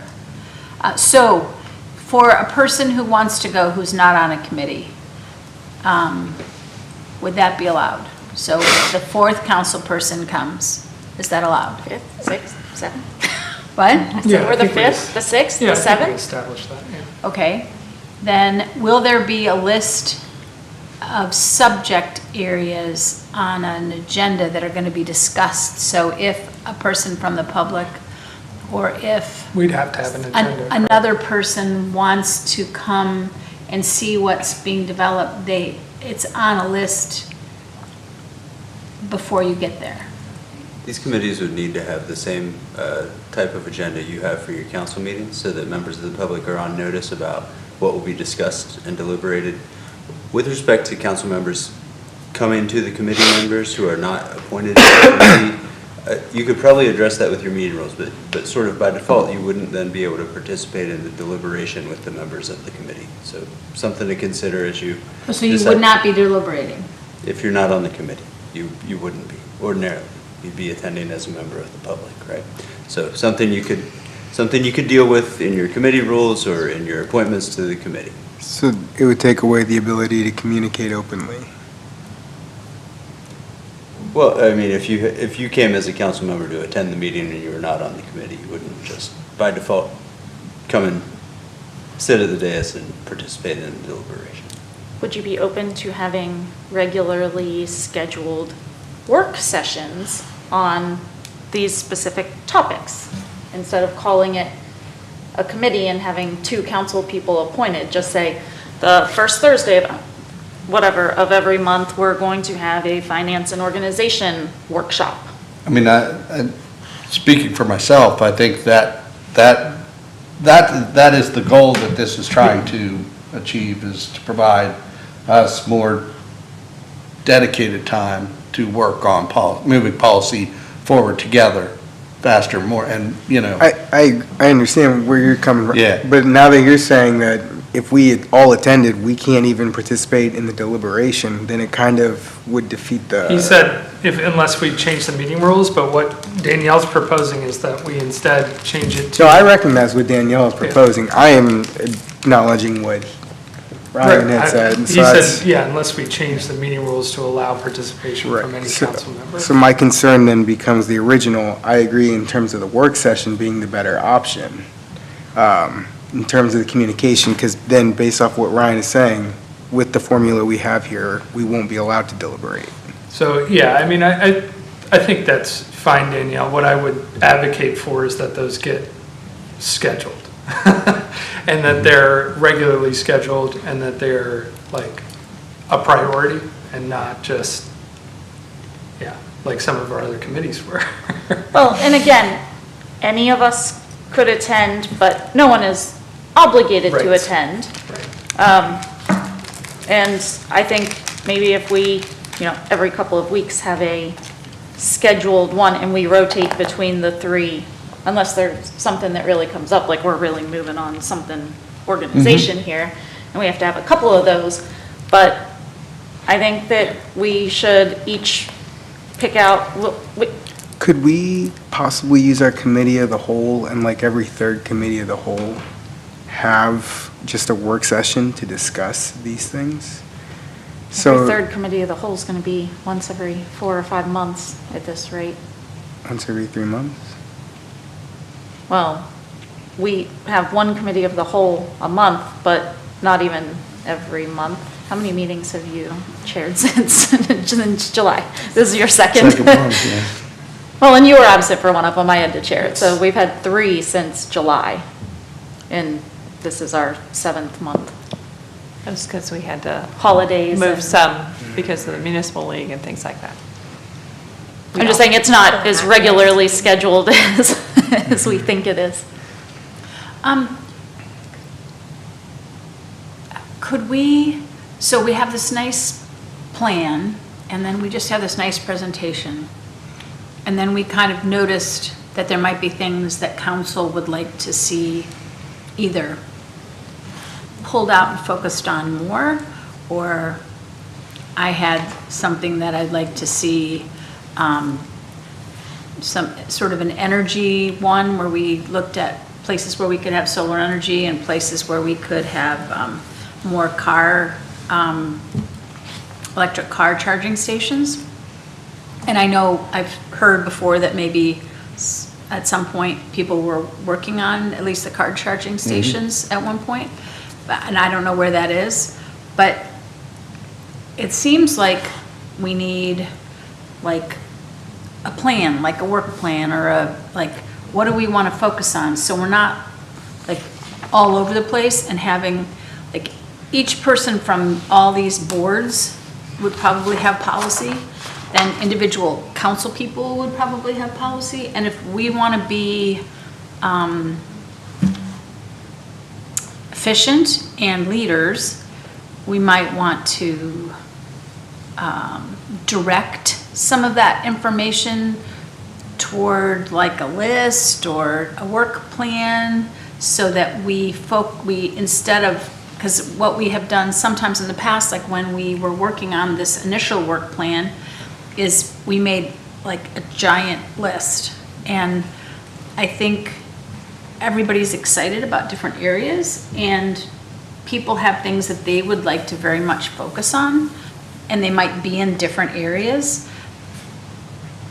But that enthusiasm, because I remember when you first got on council, you were very excited, and then you were proposing things that I didn't necessarily agree with, and then I felt like a super big jerk when I would say, oh, no, not that. But maybe we could have figured something out better if we had more interaction. So I get the flavor of what you want to do, but I think somehow it needs to be targeted in a way that the things that each of us thinks are super important and why we ran type of, so it might be housing, or it might be economic development, or it might be, how we get a good downtown bathroom, and could we have a meeting about that? Whatever the thing is, so that we could spend time on those things and not get too broad. So I don't know where that is, but I don't know if this is gonna get us there, or if there's some other way to expand and then contract what we want to do and focus on what we can do in the next year, and not overcommit our staff time or overcommit our time into things that we don't necessarily want to work on. And there are things on each of these groups that merit a bunch of time. So I don't know if you want to try this. I don't know if you don't want to try this, but it just seems like, how long do you want a meeting to be that has all these different? If this goal is till June, we do have committee of the holes every time until then, correct? We're almost 9:30 tonight. Is like my problem with the idea of presenting these at just committee of the holes. We have business we have to cover in our committee of the holes. We have presentations, we have staff things that need to be covered.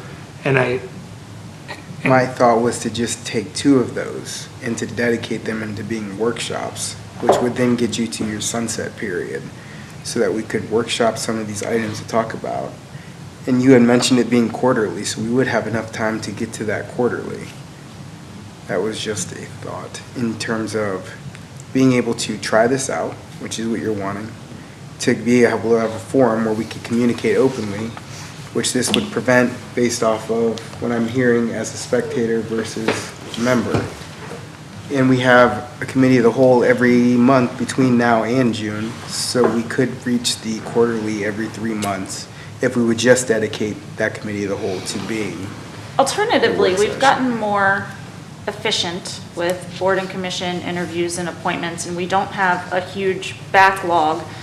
We could take a couple of the special meetings prior to council meetings between now and then and have work sessions instead of interviews. Yeah, we talked about that before. That would be public and Yeah, we could have them here. topics. Public and topics We've done and, before, right? I feel yeah, like. public and topics, and call it a workshop and not have We it had necessarily an- televised Review. unless you want it televised and have people come and talk. I don't know. Or you can have it televised, but it's nice if you can just talk and you can include the public. Jamie, you have thoughts? I will share, and certainly I'm not your legal representative, so I don't want to apply one, but we have mentioned before the way we currently operate with the committee of the whole. We're really hearing items 3 times in essence, and legally we're only required to have a first and second reading on some of these items. So I think there could be, if it is an appetite of council, to shift from a committee of the whole program to more of a workshop program, where we do a little bit more robust presentation and discussion of items at the first reading on our regular meetings. You could then potentially turn your committee of the whole into rotating workshops that cluster in these, and I would recommend, certainly we could even say we're not going to do special meetings before the workshops, and we could start the workshops at 6 to give a little bit more runtime. You could also incorporate things like if the first month was going to be the finance and organization, you can dedicate the last maybe 20 minutes of that meeting saying, okay, the next meeting's economic development and infrastructure. What are the topic areas? And so then we have that month lead time. Certainly sometimes a month is not enough on some of the items that we're tackling, but we could almost collectively create that agenda for the next month. I know that that's a big shift to potentially consider getting away from committee of the whole, but you could certainly do that workshop method. You wouldn't have to necessarily record it, and we still would be in line with having first and second readings on our ordinances.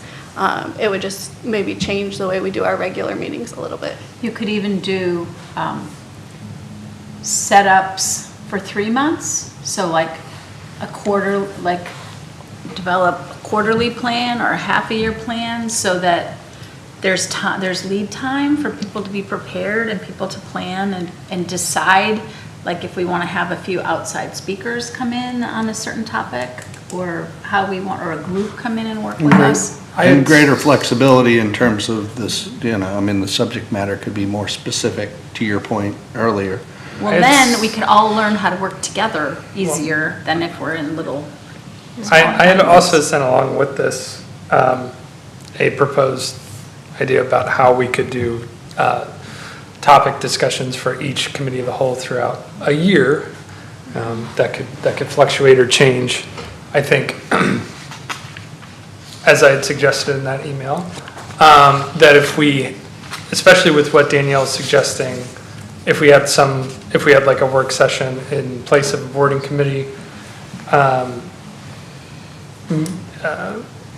special meeting beforehand, and then that committee of the whole is dedicated to a specific topic along with maybe other business that we need to get to if we wanted to have sort of the third reading for certain legislation. I do find it valuable for us. Like the MUB stuff I found, I think requires some breathing room. And some other things like that we've discussed tonight. So, I think that would accomplish the kind of goals that we're setting out here, but that's. And this proposal was about an objective and not biased towards, biased to I think what Danielle proposed is in terms of. The how, so, that would, I don't know, Joe, what do you think about the committee of the whole idea? I'm good. I just know that I want more open dialogue, and as it stands, we can't do that. So if we have an hour before and we turn that, that'd be fine. Well, and just to clarify, our committee of the whole is not really spelled out in the chart. It's council meeting rules that says council will generally consider things, so we can change our meeting rules. Absolutely. Committee of the whole is a type of proceeding of a governing body under Robert's Rules of Order. We don't really do it the way it's set out in Robert's Rules anyway, and it does sound like I'm co-signing Jamie's legal opinion. Like a lot of what council is after here serves that purpose well. To treat this as a work session where you can really spend time discussing policy and working on it, and then we can use the regular meetings to conduct the official business of council as we do. What's Wee's thing? Yeah, Wees, do you have anything you want to add? No, Brian, I've been listening to you guys. I had to go to YouTube for a little bit because I lost you. No, that's okay. Like I said, it's hard to interrupt when you're on Zoom. No, that's okay. No, I'm just listening to you guys talk about the committees stuff. Okay, thank you. So maybe then what it sounds like the desire of council is that we maybe for next meeting could consider a resolution in which we establish the work sessions as suggested by the mayor. And then maybe something as well where we have like a short-term schedule for committee of the wholes with like a topic focus.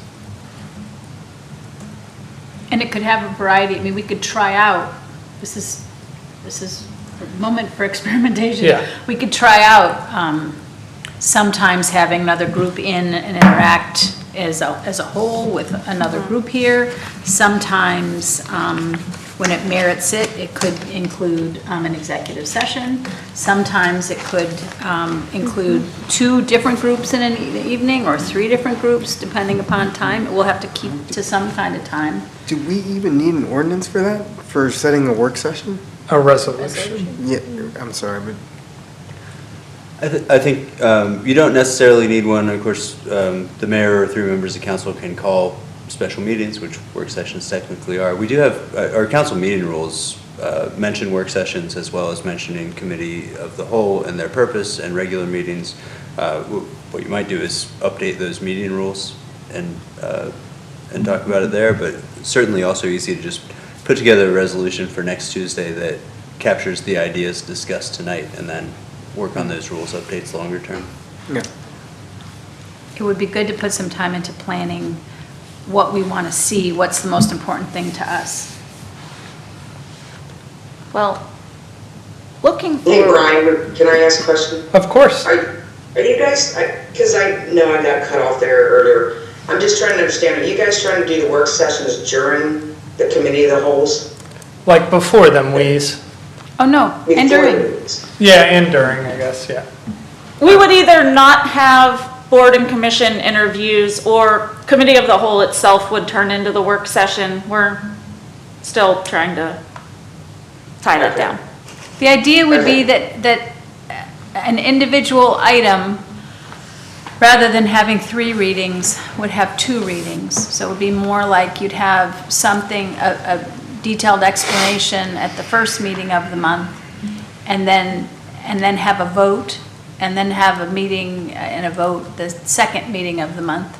And then that would free up the 3rd meeting. And often that'll mean that if you're developing policy, that will be a public airing of something at the committee of the whole. It just won't be a fully formed something that'll go necessarily right into the next beginning of the month. It may take a month to get it pushed and pulled, or 2 months for it to get pushed and pulled into something that'll actually show up at a beginning of the month meeting. But it would be a public vetting of ideas that people have that they've always wanted to develop into policy, but they didn't quite get to.